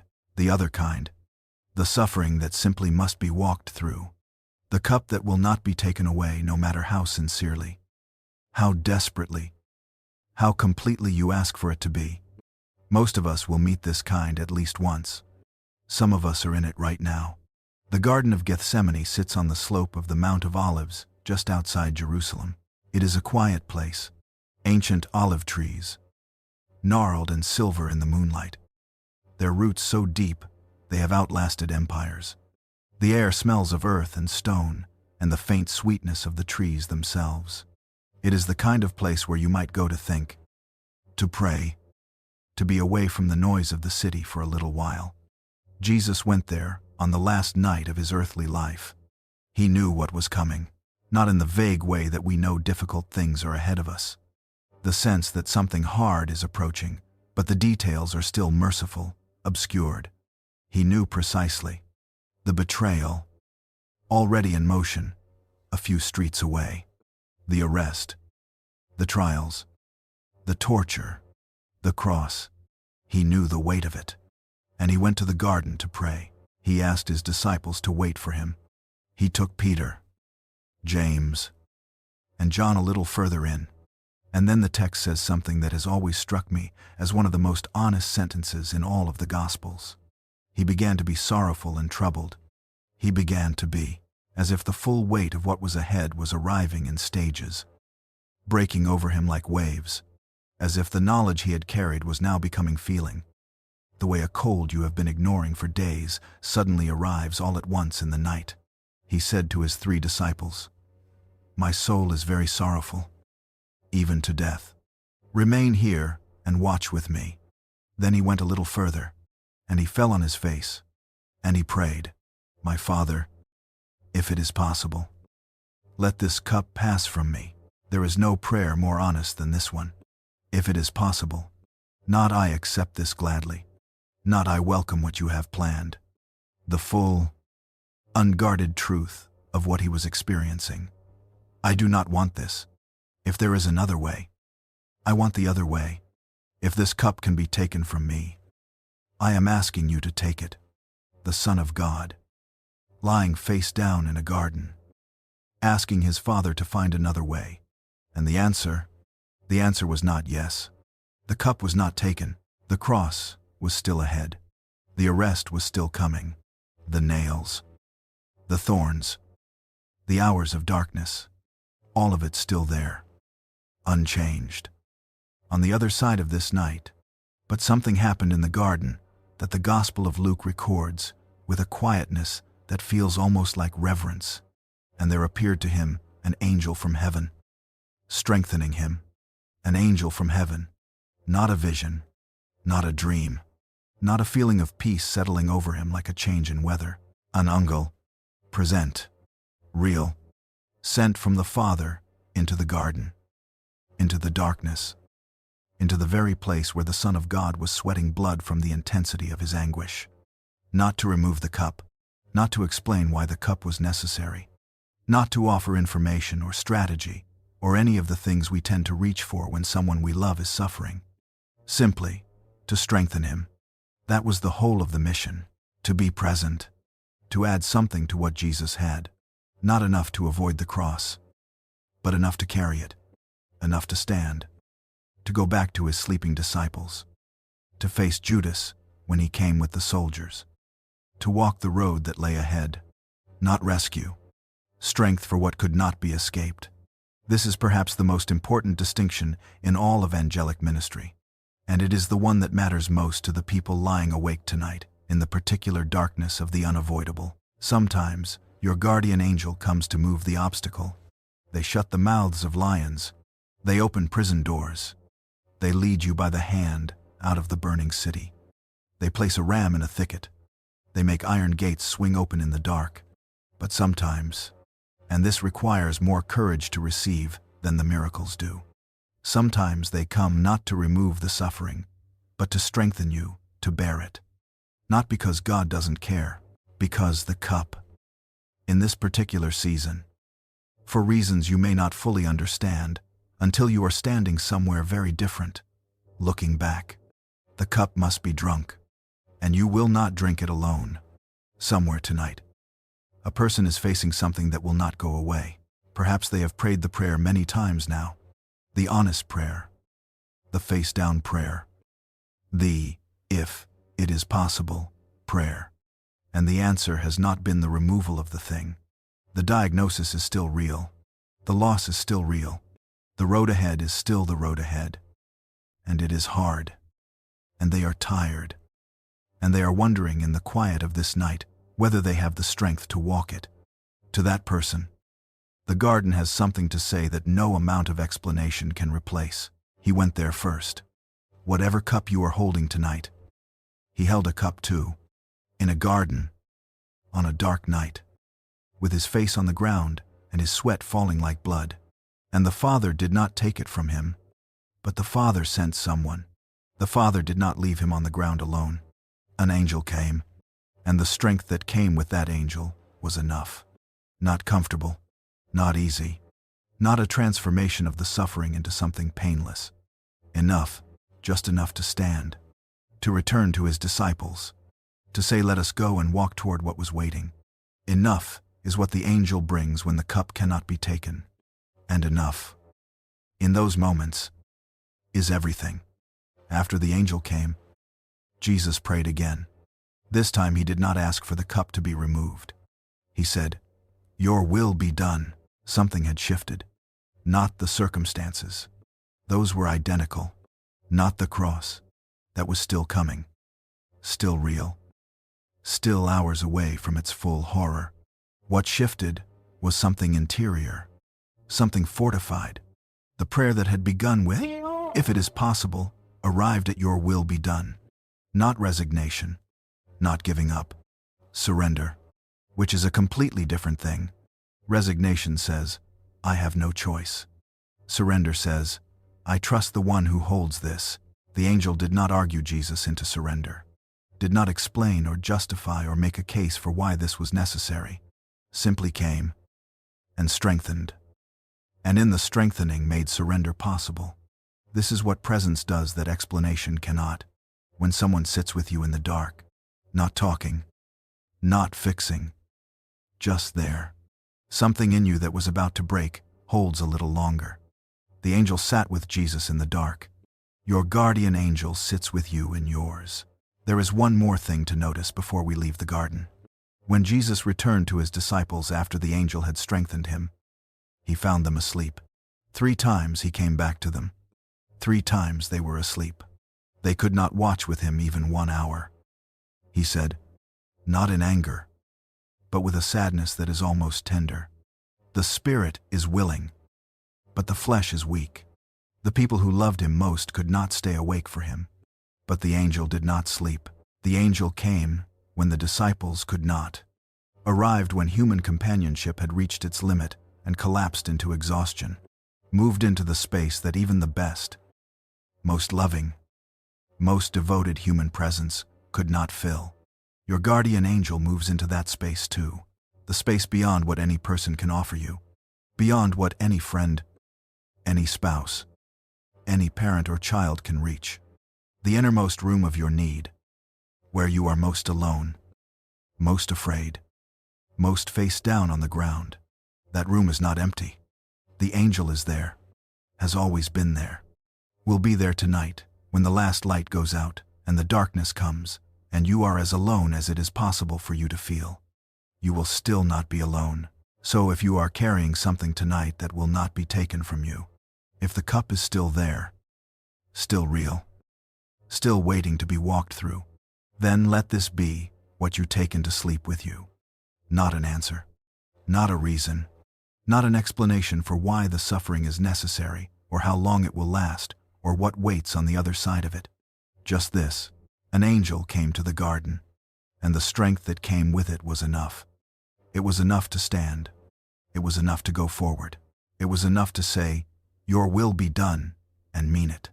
That same strength is available to you. Not in the morning. Not when you feel ready.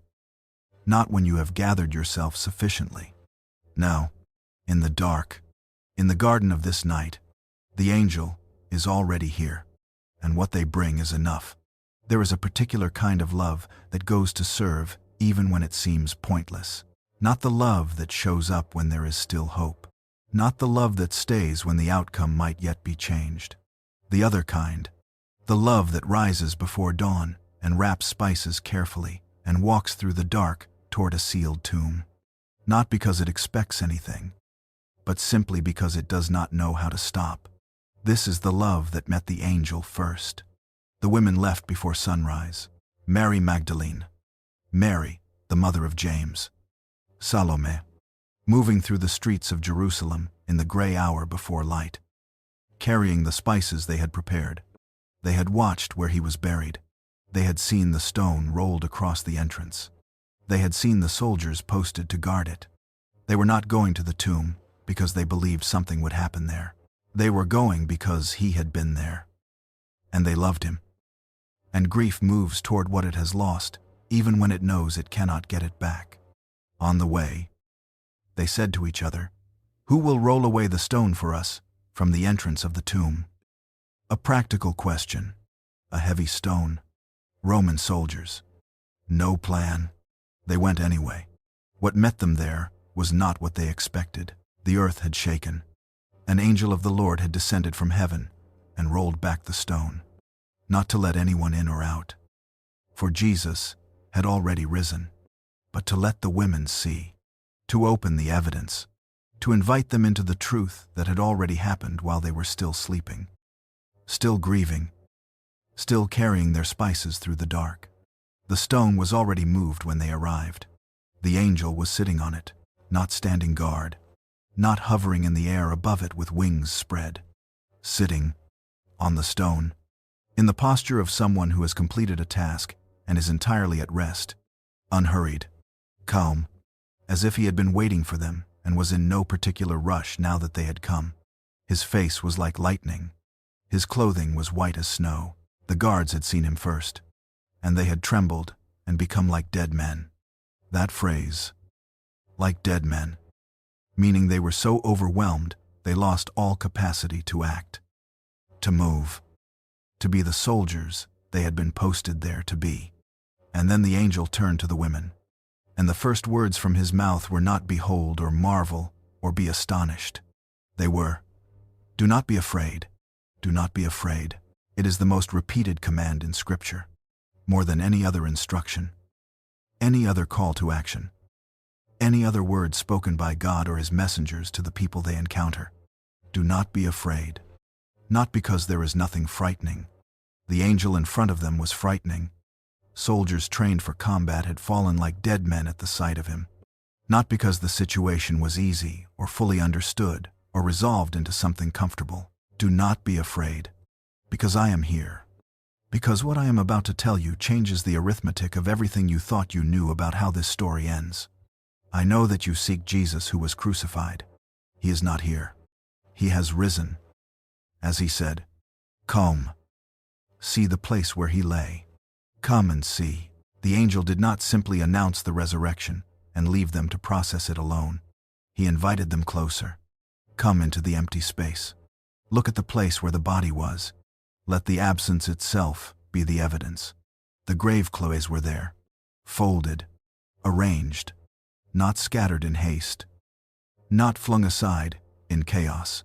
Folded, the way you fold something carefully before you leave a room. The absence was articulate. It was saying something. He was here, and now he is not. And the reason he is not here is not the reason you feared. Then the angel said, go quickly and tell his disciples that he has risen from the dead. The women left the tomb with fear and great joy. Both, at the same time, fear and great joy, running alongside each other in the same chest. Which is exactly what truth that is too large for the mind feels like when it first arrives. Somewhere tonight, someone is sitting with grief, not necessarily the grief of death, though perhaps that too, the grief of something that ended, a season of life that closed, a version of themselves that is gone, a relationship, a dream, a certainty they used to carry that they no longer have. They have been to the tomb. They have seen the stone.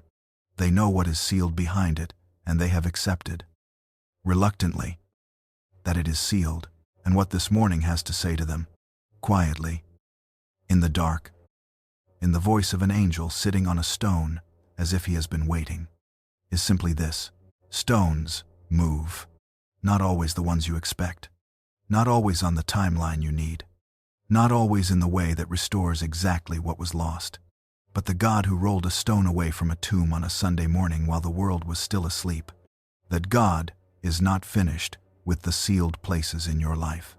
The angel sits on the stone, unhurried, waiting for you to arrive, ready to say, come and see.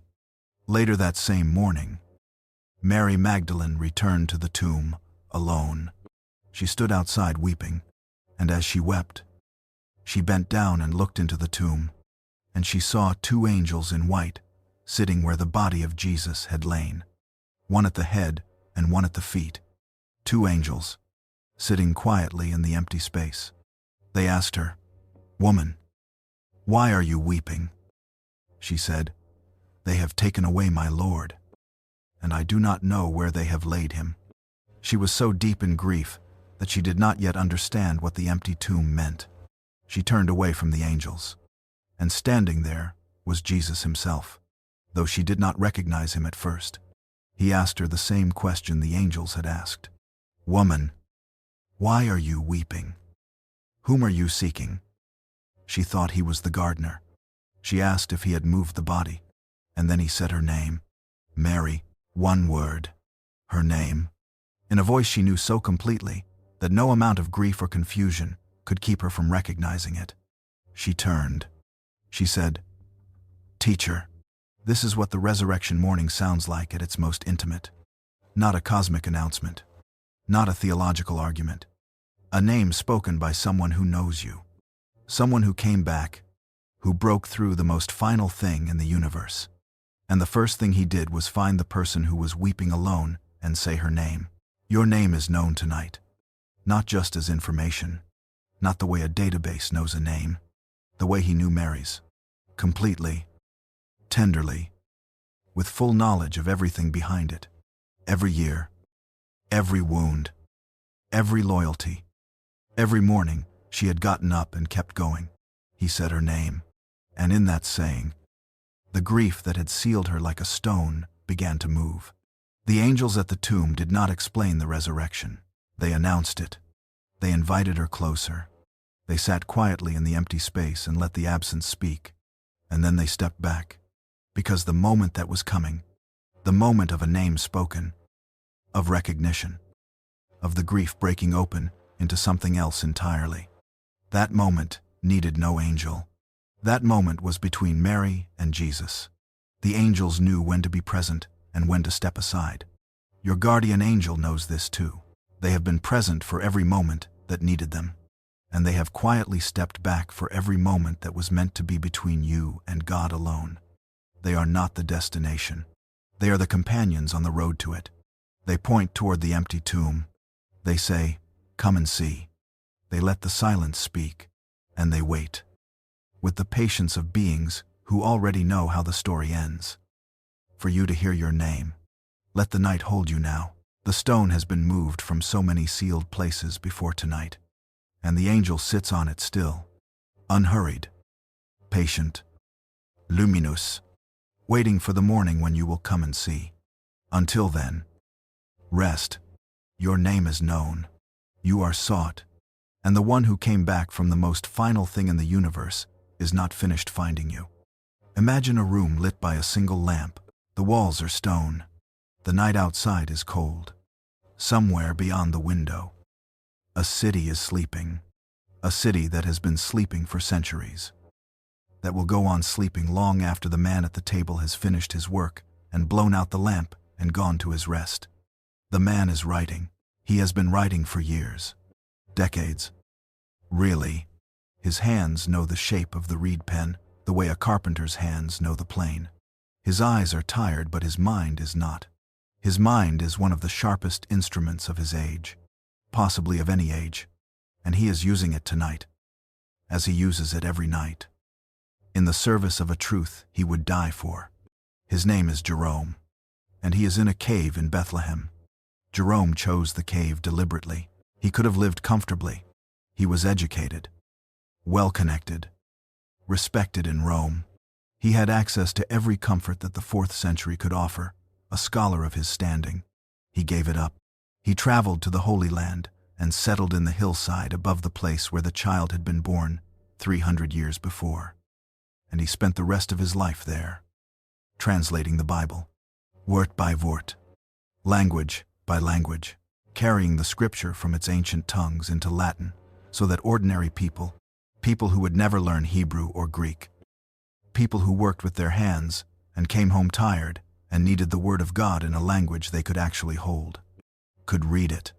He was doing it for you, not for you specifically, but for the long, unbroken line of people across time who needed the word in a form they could receive. He sat in his cave and worked through the cold nights for all of them, and somewhere in that work, somewhere in the long intimacy with the text, Jerome arrived at a truth he could not let go of, a truth he wrote down with the quiet certainty of a man who has examined something from every angle and found it holds. How great the dignity of the soul, since each one has from his birth an angel commissioned to guard it. From birth, not from faith, not from merit, from birth. You may not think of yourself as someone of great dignity tonight. Perhaps the day was ordinary. Perhaps it was worse than ordinary. Perhaps it was the kind of day that leaves you feeling smaller than when it began. The meeting that went wrong. The words spoken in a moment of exhaustion that you wish you could take back. The quiet sense of falling short of the person you mean to be. Jerome wants to say something to you from his cave in Bethlehem. Across 16 centuries of distance, the dignity he is speaking about is not earned. It is not the dignity of achievement or reputation, or spiritual progress. It is the dignity of being a soul. The dignity of being the kind of thing God considers worth guarding, worth assigning a being of light and power to. From the very first moment of existence, before a single thing has been done to warrant it. You have that dignity tonight. You had it on your worst day. You had it before you were capable of having a worse day. And the angel assigned to you at birth has never once reconsidered the assignment. Not far from Jerome's cave, in the region the ancients called Cappadocia, what is now the central highlands of Turkey, another man was writing in the same century. His name was Basil. History calls him Basil the Great, which is the kind of name that can make a person feel distant and formal and not quite real. But Basil was real. He was a monk who became a bishop, a theologian who was also a pastor, a man who built hospitals for the poor outside the city of Caesarea at a time when no one else was doing such things.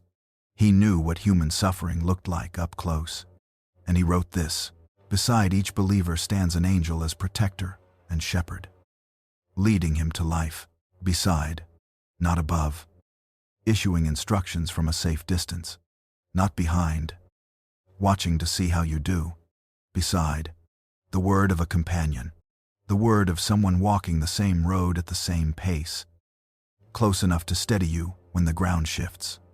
Basil had seen enough suffering to know that what people need is not more information about why they are suffering. What they need is presence, someone beside them on the road. He gave them the oldest presence of all, the one that has been beside them since birth.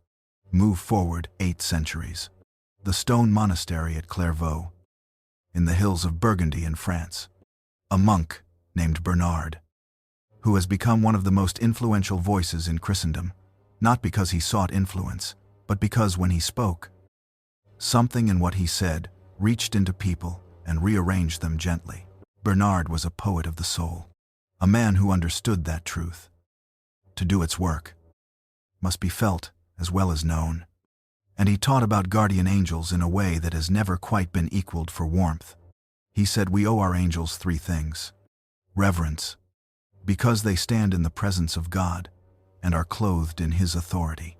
Devotion, because they are our companions, laboring constantly for our good. And confidence, because with them beside us, there is no darkness deep enough, no enemy strong enough, no night long enough to undo us. Confidence, not the confidence that comes from having the answers, not the confidence of someone who has seen how the story ends, the confidence of someone who knows who is walking with them. Bernard also said something practical, something almost tender in its simplicity. He said, "Speak to your angel, not only in formal prayer, not only in structured petition. Speak to them the way you speak to someone you trust. Tell them what you are carrying. Ask for their help. Thank them for what they have already done. They will hear you. They will be delighted." Bernard said, "That you acknowledge their presence." And then there is Thomas Aquinas, the Dominican friar from Italy whose mind was so precise, so carefully organized, so relentlessly logical that he became the architect of a theological system that still stands. He was not a poet. He was not a mystic in the way Bernard was. He was a thinker, a rigorous, exacting, follow the argument, wherever it leads thinker. And Thomas Aquinas, applying all of that precision to the question of guardian angels, arrived at the same place as Jerome and Basil and Bernard. Every human being has one. Not the virtuous ones, not the baptized ones, not the ones who have earned it through prayer or practice or persistence. Every human being, from the moment they receive a rational soul, assigned a guardian angel. The most careful mind in the history of Christian theology looked at the evidence with all of his formidable rigor and concluded, "You are not alone." Somewhere tonight, a person is lying awake with doubt, not the dramatic doubt of crisis, the quiet, persistent doubt that accumulates in ordinary lives, the doubt of someone who prays into what sometimes feels like silence, who believes, mostly, but in the dark hours of an ordinary night, wonders whether any of it is real, whether the angels are real, whether they themselves are the kind of person angels bother with. To that person, these ancient voices have something to offer that is different from reassurance. They offer company. Jerome, in his cave. Basil building hospitals. Bernard in his monastery. Thomas at his desk. These were not credulous people. They were not people who believed things without examination. They were among the most rigorous, most learned, most careful minds their centuries produced. And every one of them looked at the question of guardian angels and arrived at the same answer. You are accompanied. You have always been accompanied. And the fact that you cannot always feel it does not trouble these ancient voices at all. Because faith, they understood, is not the same as feeling. Faith is the decision to trust what is true, even in the seasons when the evidence available to the senses is thin. The angel is there, whether you feel them or not. Jerome knew it in his cave. Basil knew it in his hospital. Bernard knew it in his hills. Thomas knew it at his desk. And tonight, in this room, in this dark, you can know it too. Not because you have earned the certainty, because it has always been true. Rest in the company of those ancient voices tonight. You are standing in very good company. And you are not standing alone. There is a kind of faithfulness that nobody sees. Not the faithfulness of grand gestures. Not the kind that gets witnessed and acknowledged and woven into the stories people tell about you. The other kind. The faithfulness of the ordinary day. The small, repeated, unglamorous choice to turn toward God when no one is watching and nothing dramatic is happening, and the cost of doing so has just quietly gone up. This is the faithfulness that saved Daniel. And it did not begin in the lion's den. It began years before. At an open window, 3 times a day, Daniel was living in exile. He had been taken from Jerusalem as a young man when the Babylonian army swept through Judah, carried away from everything familiar, his home, his people, the temple where his God was worshipped, and deposited in a foreign city that operated by entirely different rules. He had risen, over the years, to a position of significant influence in that foreign city. He was gifted. He was trustworthy. He had a quality of spirit that even pagan kings recognized and valued. And through all of it, through the decades of living in a place that did not share his faith, surrounded by people who did not share his values, serving rulers who worshipped other gods, he had maintained one simple practice. 3 times a day, he went to his room, he opened his window toward Jerusalem, he knelt down, and he prayed, not because anyone required it, not because anyone was watching, not because it was safe or strategically wise, simply because this was who he was, built into the structure of his days so deeply that no amount of foreign pressure had been able to dislodge it. 3 times a day, every day, for decades. This is what called the angel close, not a single dramatic act of faith, not a public declaration or a heroic confrontation. The long, quiet, unremarkable faithfulness of a man who opened his window toward home 3 times every day and spoke to the God who could hear him even in exile. Habits of prayer are not small things. They are the architecture of a life turned toward heaven. And over time, they build something in the soul that the sudden crises of life cannot easily knock down, because it was not built in a crisis. It was built in the ordinary mornings and afternoons of years of faithful returning. Daniel had been building for decades. By the time the lions came, the foundation held. Somewhere tonight, a person is questioning whether their quiet faithfulness matters. They are not a dramatic person. They do not have a story of spectacular conversion or miraculous rescue. They simply get up most mornings and pray. Imperfectly. Briefly. Sometimes half asleep. They go to church most weeks. They try, mostly, to live honestly and kindly and with some attention to the God they believe in. And it feels, on nights like this one, very ordinary, very small, not the stuff of stories. But Daniel's 3 times a day prayer felt ordinary too, right up until the moment it didn't. The habits of faithfulness are never wasted. They are deposited somewhere, accumulating quietly, building the kind of soul that can face the lion's den without collapsing. You are building something with your ordinary faithfulness, even when it feels like nothing, even on the days it feels like speaking into silence. The trap was set carefully. Officials who resented Daniel's influence gathered and constructed a decree designed with one specific person in mind. 30 days. No prayer to any god except the king. The punishment. The lion's den. They knew about the window. They knew about the 3 times a day.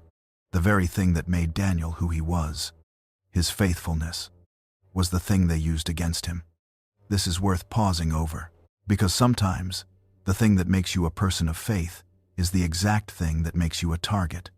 The integrity that makes you trustworthy also makes you inconvenient to those who benefit from the absence of integrity. The prayer life that sustains you also marks you as different. The quiet refusal to go along with what everyone else is going along with draws attention you did not ask for. Daniel understood this, and when the decree was signed, he went home. He opened his window, he knelt down, and he prayed 3 times. That day, as every day, as if the decree did not exist. Not defiantly, not performatively, not making a show of his resistance. Simply doing the thing he had always done because it was true and it was his, and no decree had the authority to make it otherwise. They found him there. Of course, they had been watching for exactly this. He was brought before the king, who valued Daniel genuinely, spent the entire day trying to find a loophole in his own law. The text says he labored until sunset. He examined every angle. He consulted every legal mind available to him. There was no loophole. With a heavy heart, he gave the order. And as Daniel was lowered into the pit, the king said something that is almost unbearable in its helplessness. May your God, whom you serve continually, rescue you. It was the prayer of a man who was not sure the prayer would work. Offered anyway. The prayer of someone at the end of what their power could do, reaching past it towards something they only half believed in. Sometimes the most honest prayers are offered by people who are not sure they believe. The stone was placed over the entrance. The king sealed it with his own ring, and the night began. We are not told what happened in the den through the long hours of darkness. Scripture is silent about that. It tells us the king could not sleep. Tells us he refused food and music and all the ordinary comforts of his position. Tells us he lay awake in his palace, turning in the dark, counting the hours until he could go to the pit at dawn and call out over the stone. But of Daniel, through the night, silence. And I think the silence is the story, because the silence says, nothing worth recording happened. No crisis, no desperate last-minute intervention, no record of fear or despair, or the long night becoming unbearable. Just the night, and Daniel in it, and the angel who was sent to be there with him. The text does not tell us the angel arrived at midnight when the danger peaked, or at the moment Daniel's courage began to fail. It simply tells us, in Daniel's own words, the next morning, that the angel was sent. My God sent his angel and shut the mouths of the lions. Sent. Past tense. Already done. The angel was there. The long night passed, and the mouths stayed closed. Your guardian angel does not only come for the dramatic moments, they are present for the long nights too, the nights that are not crises, not emergencies, not the kind of thing you would ever tell as a story, the nights that are simply long and dark and quiet, with the low sound of things you are afraid of somewhere nearby, and the hours moving slowly toward a dawn that feels very far away. Those nights are not unattended. The angel who was sent into Daniel's darkness is the same order of being as the one who watches over you in yours. Not identical. Your guardian is yours specifically, devoted to you, but of the same nature, the same faithfulness, the same capacity to sit with you through the hours that feel unendurable and make them, quietly, endurable. The mouths of what frightens you are not beyond the reach of heaven. Dawn came. The king ran to the den before the light was fully up. He called out. The text says, in an anguished voice, the voice of a man who has been rehearsing both possibilities all night and dreads what he is about to hear. Daniel, servant of the living God, has your God been able to rescue you? And from the pit, my God sent his angel and shut the mouths of the lions.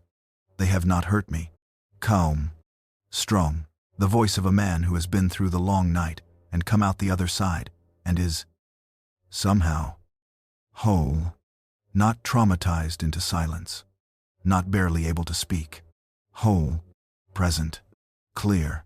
This is what the angel's presence does in the long night. Not just survival, wholeness on the other side. Let your breathing deepen now. Whatever long night you are in, whether it has lasted hours or months or years, you are not in it alone. The window is still open toward heaven. The prayers you have prayed in the ordinary days, the quiet, faithful returnings when no one was watching and nothing felt dramatic. They have built something the darkness cannot knock down, and the angel sent into your den is not distracted, not absent, not waiting for the situation to become serious enough to warrant full attention. They are there now. The mouths are held. The long night will end, and you will come out whole. The stories in Scripture are very old. Abraham and his tent, Daniel and his window, Peter and his chains. They happened in worlds so different from this one. Different landscape, different language, different texture of daily life, that it can be easy, in the small hours of an ordinary night, to feel the distance between those stories and this room, to wonder if the angels who moved through those ancient pages still move through this world, through Tuesday evenings and hospital corridors and rain-wet highways, and the particular darkness of a modern bedroom at 3 a.m. They do. They have not retired. They have not grown distant or indifferent or less present simply because the world has changed around them. They are as active now as they were in the time of Abraham, as near now as they were in the Garden of Gethsemane, and sometimes, not always, not on demand, not for spectacle, but sometimes the veil grows thin enough that a person catches a glimpse. Let me tell you about a few of them. There was a woman driving home alone on a rural road late one autumn evening. The rain had started quietly, the way autumn rain does, and then built into something heavier. The road was dark. The lines on the pavement were barely visible. She was tired, the kind of tired that accumulates over weeks, not days, and she had been fighting it for the last 20 miles. She did not see the patch of standing water until the car was already on it. What happened next took perhaps 4 seconds. The car left the road. There was a sound she had never heard before and would never quite be able to describe afterward. And then everything was very still and very upside down and very dark. She called out for her children. They were in the back seat, and 2 small voices answered. Frightened but present, unhurt, she could not free herself from her seatbelt. The buckle had jammed and her hands were shaking too badly to work it. She could hear the rain on the underside of what had been the roof. She could feel the cold. Then a voice outside the window, calm and close, as if the person had simply been walking past. Hold still. I'll have you out. A man. She could see the shape of him in the darkness. Something about the quality of his clothing struck her even in that moment. A brightness that had no source in the dark field around them. He reached through the broken window. The buckle released immediately under his hands. He helped her out. He lifted her children from the back seat one at a time and set them on the grass. She was shaking, weeping, trying to find the words for thank you. She turned. The field was empty. The road was empty. No car. No footprints in the mud. No sound of anyone walking away. The paramedics who arrived 20 minutes later stood looking at the wreckage for a long time without speaking. The car was unrecognizable by any ordinary measure of physics and force. All 3 of them should have been badly hurt. None of them were. She has told this story to her children every year since. Not to frighten them, not to make them feel they owe something to fate or fortune, to tell them that when she had nothing left, no strength, No plan. No way out of the dark. Something came. Something that knew exactly what to do. There was a child, 5 years old, burning with fever. Her parents had taken her to the hospital that afternoon. The doctors found nothing definitive. They sent her home with instructions to monitor her through the night. By midnight, the fever had climbed. The child was restless, speaking words that made no sense. Her small face flushed and damp. Her mother sat beside the bed, cooling her forehead with a cloth, praying in the wordless way that exhausted mothers pray. Not sentence, just the child's name, offered over and over toward heaven, like something being handed across a great distance. Around 3 a.m, the mother's eyes closed, without her meaning them to. She woke to light, not the lamp. The lamp was off. A soft golden light filling the corner of the room. Not harsh. Not dramatic. Simply present. The way firelight is present. Warm and steady and unhurried. And in that light, a figure, standing beside the child's bed. Tall. Still. Clothed in something the mother could not quite describe afterward.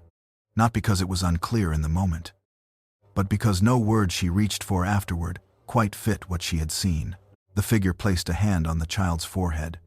The child, who had been moving and murmuring with fever, went suddenly still. Her breathing deepened. The tension in her small face dissolved into something peaceful.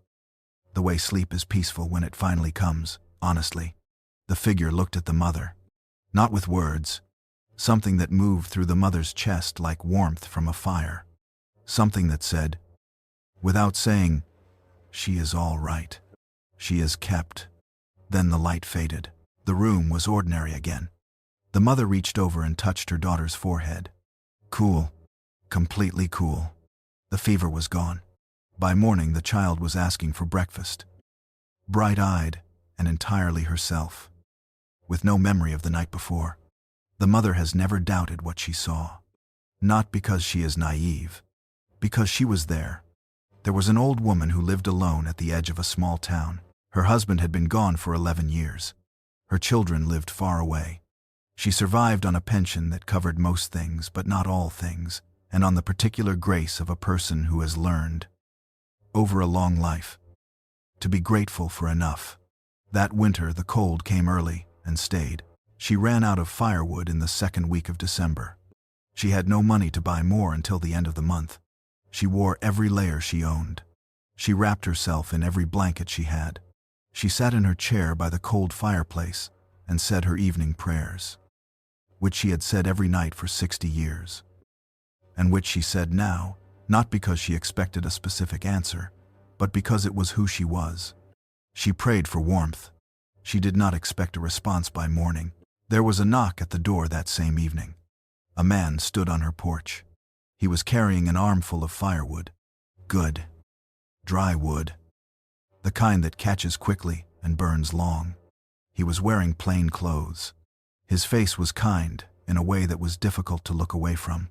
"I thought you might need this," he said. She asked how he knew. He smiled. "I just knew." He came inside. He stacked the wood by the fireplace.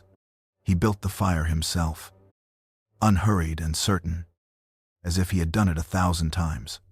The warmth began spreading through the little house immediately.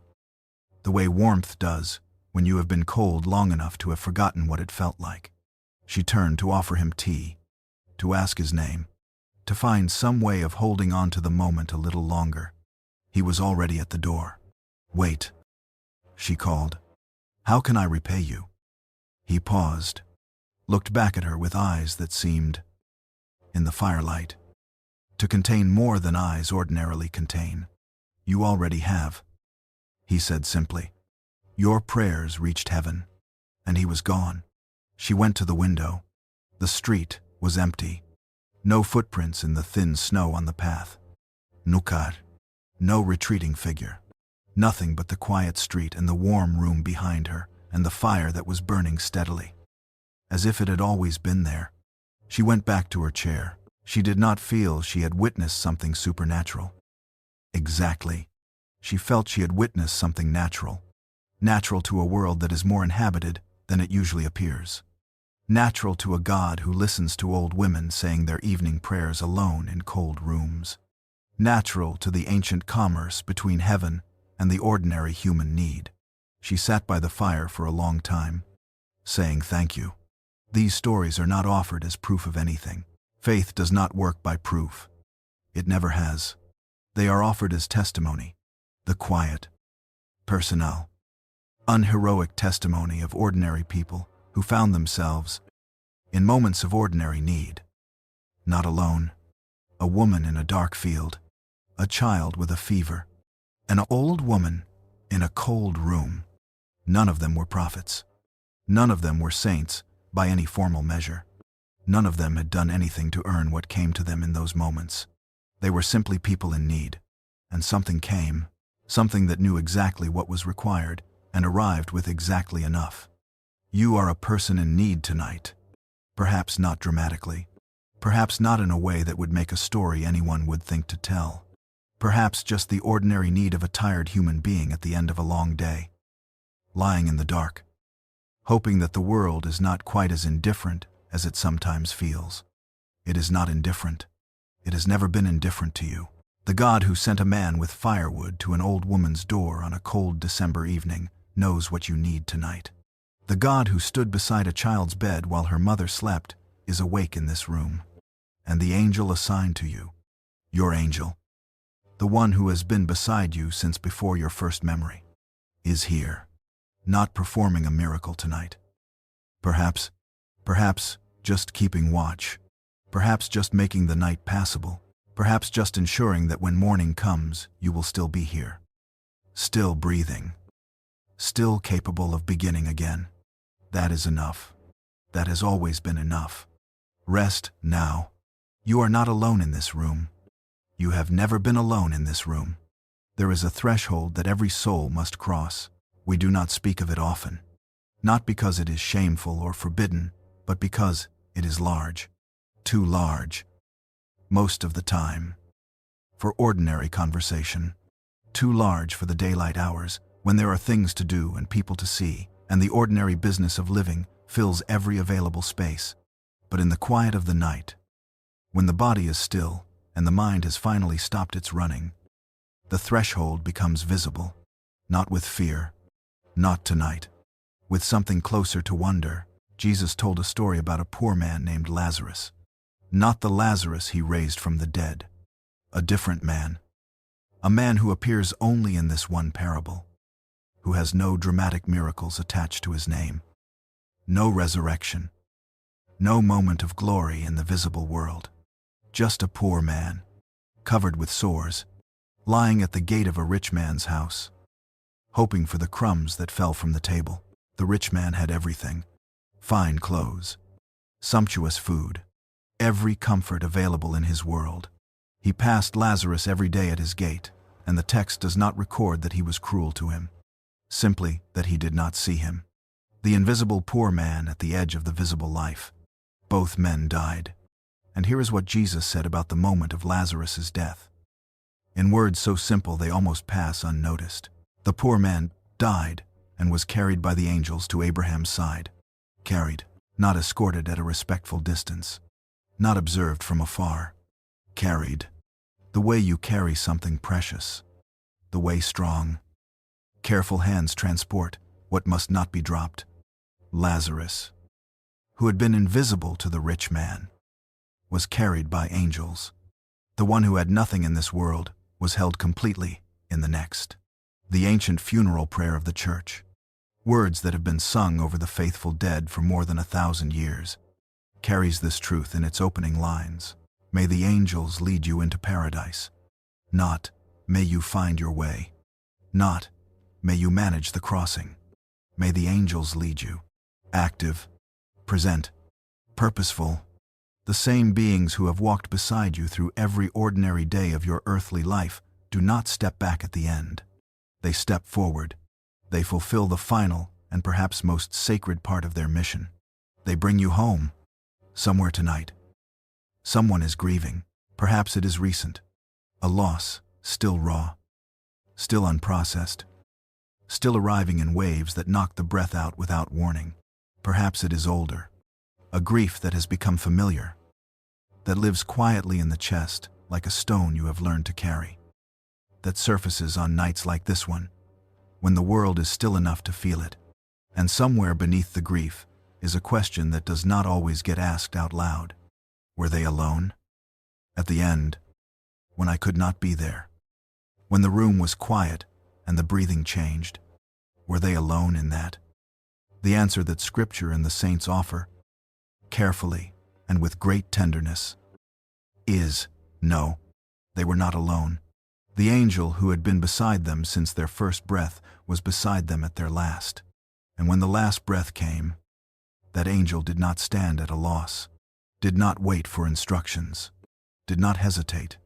They carried them home. The saints who have written about death, and many of them wrote about it with great beauty, because they had lived close enough to eternity to lose their fear of it, describe the moment with a consistent quality of peace. Saint Francis of Assisi spent his final hours lying on the bare ground, which he had asked for, his body worn to almost nothing by decades of fasting and service, and the wounds of Christ he carried in his hands and feet.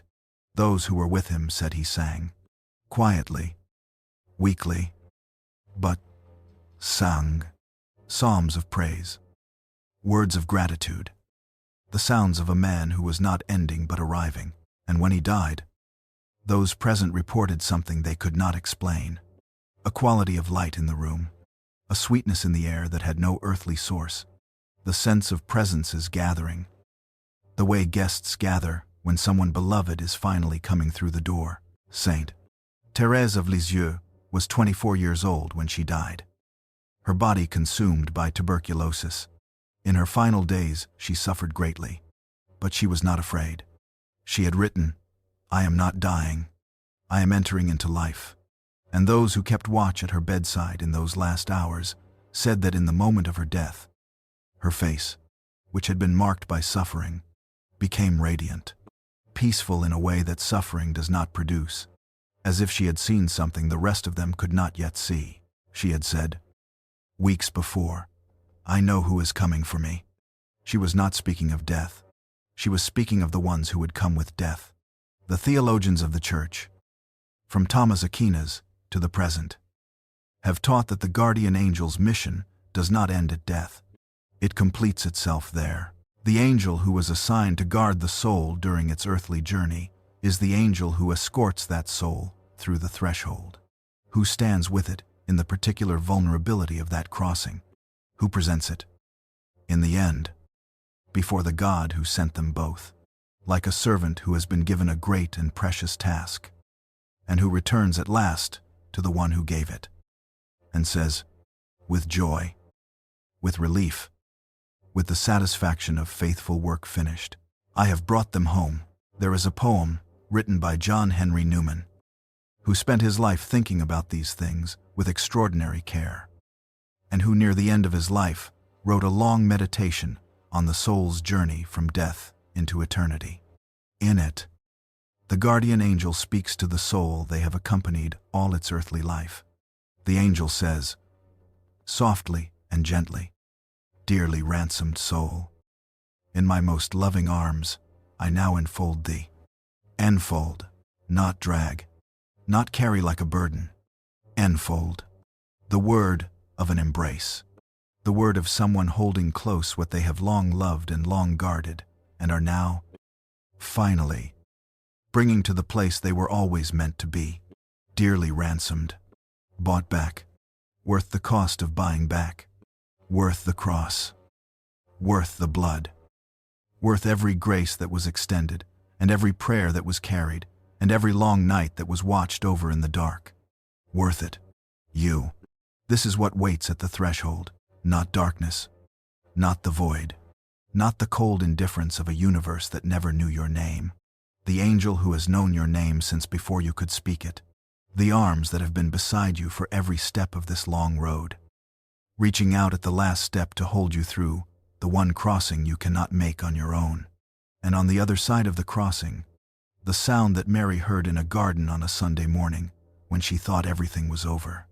Her name, spoken by the one who came back from the most final thing in the universe, specifically to speak it. Your name will be spoken there. In a voice, you will recognize the way Mary recognized it. Not after explanation. Not after proof. But immediately. Completely. The way you recognize something you have always known was true. But that threshold is not tonight. Tonight is for living. For resting.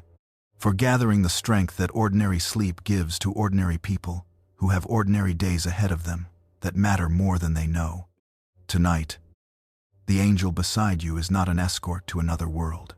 They are a companion in this one, watching over the breath that rises and falls without your help, keeping watch at the edge of the darkness so that you can release into sleep without standing guard over yourself, doing what they have always done, what they will do, faithfully, until the very last moment of your very last night on this earth. And then one thing more.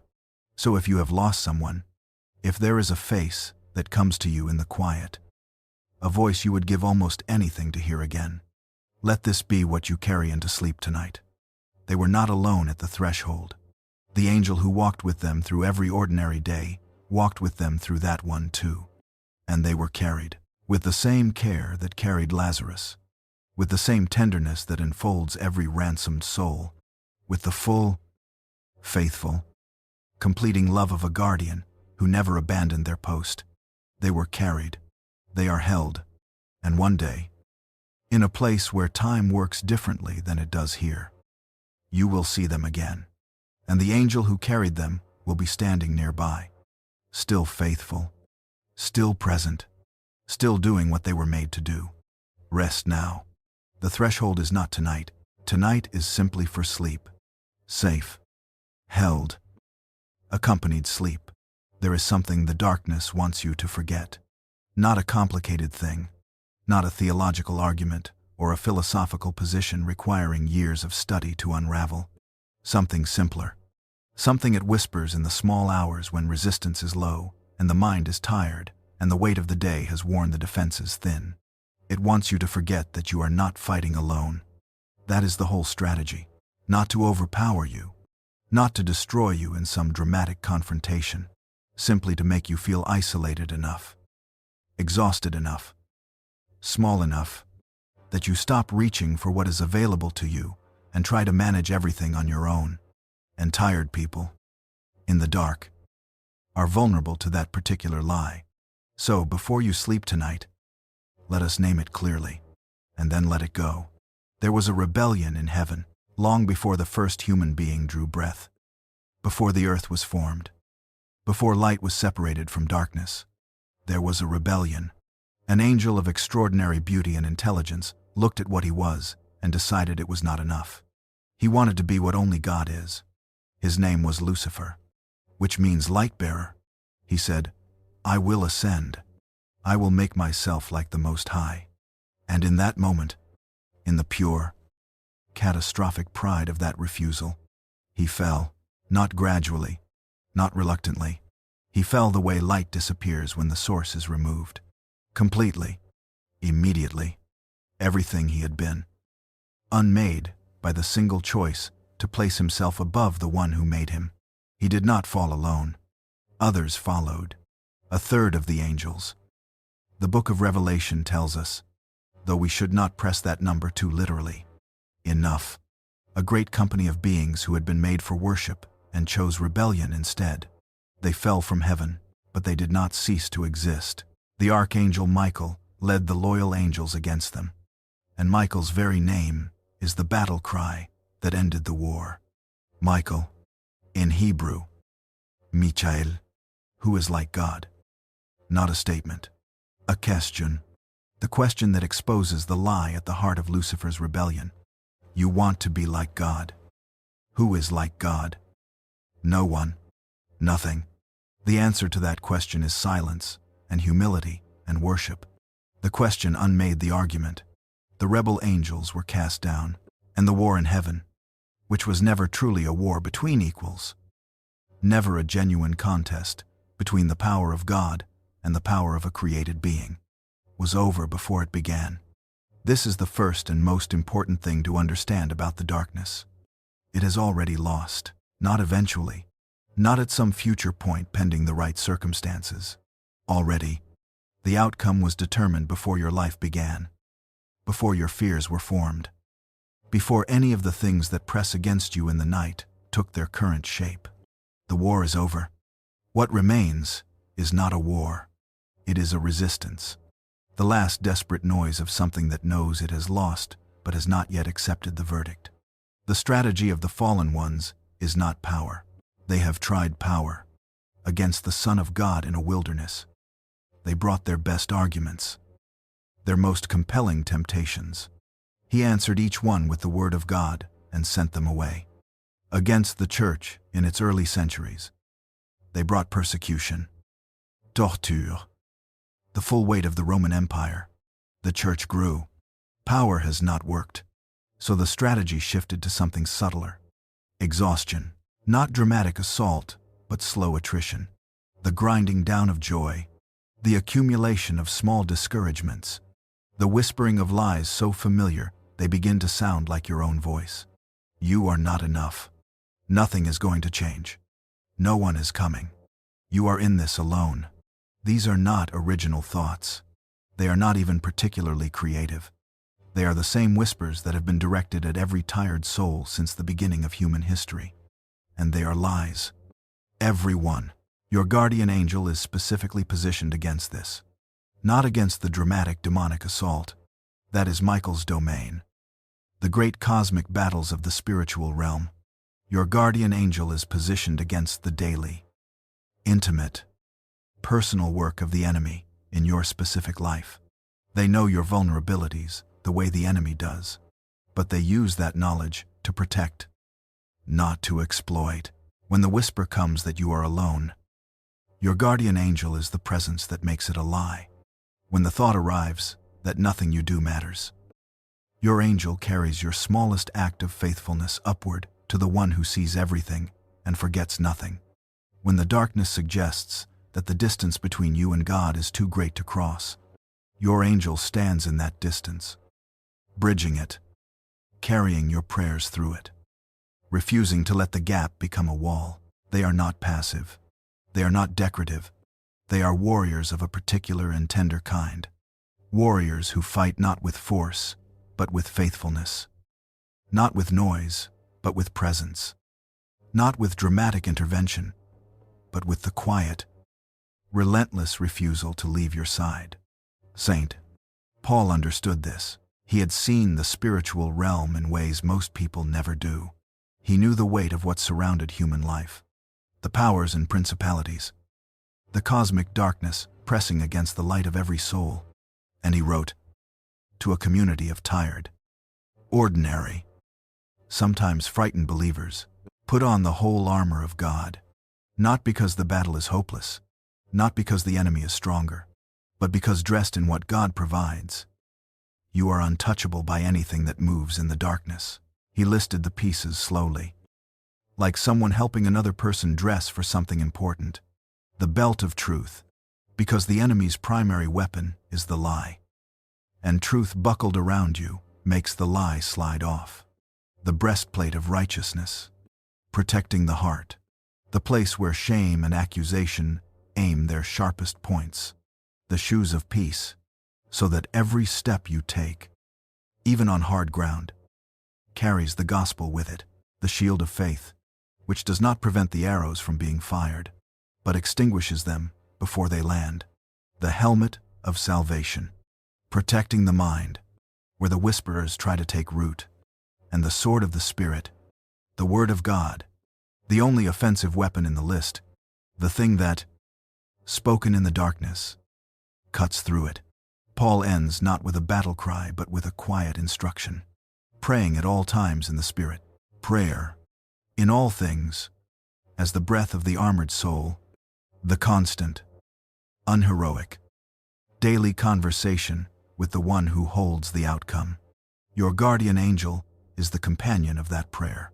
They stand beside you as you pray. They carry what you cannot articulate. They present before the throne the full intention of your heart. including the parts that never made it into words. You do not have to be afraid of the darkness tonight. Not because it is not real. It is real. The spiritual battle is real. And the exhaustion it produces in ordinary human souls is real. And the lies it whispers in the small hours are real enough to feel like truth. But the light is stronger. This is not a hope. It is not an optimistic assessment of the current situation. It is a fact established at a tomb outside Jerusalem on a Sunday morning, when the most powerful weapon the darkness had, death itself, was used against the Son of God and broke. Death broke, not God. The darkness swung its hardest blow at the light, and the light did not go out. It multiplied. Michael and his angels are still fighting, not because the war is in doubt. It is not, but because the resistance continues, and every soul matters. And no one is left to navigate that resistance without protection. Your guardian angel is part of that protection, and the enemy, for all its noise and whisper and patient attrition, knows it, knows that you are guarded, knows that the one beside you has access to a power that makes every strategy of darkness look like shadows arguing with the sun. The shadows cannot win. They never could. So tonight, in this room, in this ordinary darkness, you are on the winning side. Not because you are strong, not because you have it figured out, not because your faith is unwavering, or your prayers are eloquent, or your life is what you hoped it would be by now. Because the war was won before you were born, and you were placed, from your first breath, under the protection of the one who asked the question that ended the rebellion. Who is like God? No one. Nothing. Not the darkness. Not the fear. Not the lie that says you are alone. No one is like God. And the God who is like no one else made you, knows you, and has never, not for a single moment of your entire life, left you unguarded. Rest in that. Let the armor rest with you. The battle is not yours to win tonight. It has already been won, and you are held, beloved and kept, in the hands of the victor. Sleep. We have traveled far together, through tents in the midday heat, and lions' dens at midnight, through gardens where angels came to strengthen, and tombs where angels came to announce, through the caves of ancient scholars and the hospital rooms of modern strangers, through the long faithful nights of people who kept praying when prayer felt like speaking into silence. And now we have arrived at the end of the road for tonight. Not the end of the story. The story does not end, just the end of this part of it. The part that belongs to this particular night. This particular room, this particular person, lying in the dark, breathing slowly, feeling the weight of the day, finally, mercifully beginning to lift. Come back to your body for a moment, not in a demanding way, not asking anything of it, simply noticing it, the weight of your head against what is beneath it, the warmth along your back, the quiet rise and fall of your chest that has been happening without your supervision all day, through every meeting, every worry, every moment of effort, and every moment of rest. Your body has been faithful today. It carried you through everything the day required. And now it is asking for the one thing it needs most. Let it have it, somewhere tonight.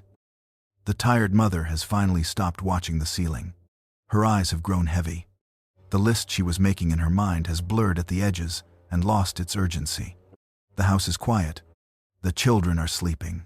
And something, she could not name it, would not try, has settled over the room like a warm hand, like the particular quality of peace that arrives sometimes without explanation and asks nothing except to be received. She is not solving anything tonight. She is resting, and tomorrow will still come, with its demands and its gifts and its ordinary sacred weight. But tonight she has set it down. Somewhere tonight, the man who gave everything to his shift has stopped turning in the dark. The thoughts that were still running, still accounting for everything undone and everything uncertain, they have begun to slow, like a river finding still water, like a mind that has finally received permission. He did enough today. He is enough. The night is held by something other than his effort. Somewhere tonight. The person in the waiting room. Or just home from one. They are horizontal now. The fear is still there. But softer, less sharp, held at a distance by something that has come alongside it and refused to leave. They are not alone in the fear. They have never been alone in the fear. Your guardian angel is awake. This is not a poetic image. This is not a metaphor for the general goodness of the universe, or a comforting abstraction for people who need something to hold on to in the dark. It is a fact as real as the floor beneath your bed. A being of intelligence and power and particular devotion, devoted specifically to you, assigned to you before your first memory, present through every season of your life, is awake in this room tonight. Not tense, not anxious, not bracing against what might come, at rest in their purpose, the way a shepherd rests at night, not asleep, not absent, but settled into the quiet watchfulness of one who knows the flock, knows the terrain, and needs no further instruction to do what they were made to do. Your angel knows you. They know the particular shape of what you carry, the specific texture of what frightens you, the dreams you have not spoken aloud, the prayers that live in the part of you that is too tired for words. They know all of it, and they are keeping watch over all of it tonight, so that you do not have to. There is a prayer that has been prayed by children and elders, by the frightened and the faithful, by ordinary people in ordinary rooms for many centuries. It is very simple. Let it move through you slowly tonight, not as information to retain, as a river to float on. Angel of God, my guardian dear, my guardian, not a guardian, mine, the one assigned to this soul, this life, this particular and unrepeatable person, to whom God's love commits me here. God's love, not God's duty, not God's obligation or management or administration. His love, the love that counted you worth guarding before you could do anything to deserve it, and has never revised that assessment. Ever this day, be at my side, this day, the one that just ended, the one that was hard, or ordinary, or somewhere in between. Be at my side, not ahead, not behind, but beside. The word of companionship, the word of the one who walks with you, to light and guard. Light first, then guard. Illumination before protection. The angel who shows the way, and then shields the walker. To rule and guide, gently, without force. The way a good shepherd rules. By knowing the safe ground and leading there. By understanding the terrain and guiding away from the edge. Amen. So be it. So it is. So it has always been. Let the prayer rest in you now. Not in the thinking part of your mind. Lower than that. In the place beneath thought where things are simply known. Where the body holds what the mind has received. You are safe. Not because nothing difficult is coming. Not because the road ahead is smooth, or the questions are answered, or the fears have been resolved into something comfortable. Safe because the one who holds the road is the one who made it. And the one who walks the road with you has never once lost a person. They were sent to guard through carelessness or absence or the failure of devotion. Your guardian angel has been faithful to you your entire life. They are faithful to you now. They will be faithful to you through the night. Think of the vast company of heaven surrounding this room tonight, not as an abstract theological concept, as a reality. The archangels at their stations. Michael, who asked the question that ended the rebellion. Gabriel, who carried the most important message in history to a young woman in a small town and changed everything. Raphael, whose name means God heals, moving through the world with medicine and mercy. The great choirs of angels, countless as stars, whose existence is pure praise, whose whole being is oriented toward the light. The saints, the ones whose names you know and the ones history has forgotten, praying with the full, unimpeded love of those who have crossed the threshold and now see clearly what we see only dimly. Your own loved ones who have gone ahead, perhaps closer than you know, Perhaps part of that cloud of witnesses the letter to the Hebrews speaks of, surrounding the race, cheering the runners, holding the finish line in view. All of it surrounding this room, surrounding you. The darkness outside your window is not empty. It is full of a company so vast and so luminous that if your eyes could be opened the way Elisha's servant's eyes were opened, you would not be able to look at the hills for the brightness of what is there. The morning will come. It always does. And when it does, there will be things to attend to. The ordinary demands of an ordinary day, which are also the sacred demands of a sacred life. Because there is no life, however ordinary, that is outside the attention of heaven. But that is morning. This is now. This is the narrow, holy corridor of the night, the hours that belong to rest, the time that your body was designed to receive, that your mind desperately needs, that your soul knows how to enter, if the vigilance can simply be set down long enough. Set it down. The night is held. You are held. Your guardian angel does not grow tired, does not check the time, does not weigh the hours of watching against the cost, and decide it is too much. They were made for this watching, this faithfulness, this quiet, steadfast presence in the dark, beside a sleeping person who does not know how accompanied they are. They do not need your gratitude tonight. They do not need your awareness. They simply need you to sleep. So sleep. Let your breathing slow to the rhythm it knows without instruction. Let your thoughts soften and lose their edges. Let the day that was be the day that was. Finished. Received. Held in the hands of the one who was present for every moment of it, and has not let a single one of them go to waste. Let tomorrow be tomorrow, not yet arrived. Not your responsibility until it is. Already known to the one who walks ahead of you on roads you have not yet seen. And let tonight be tonight. Quiet, safe, held. You have traveled far.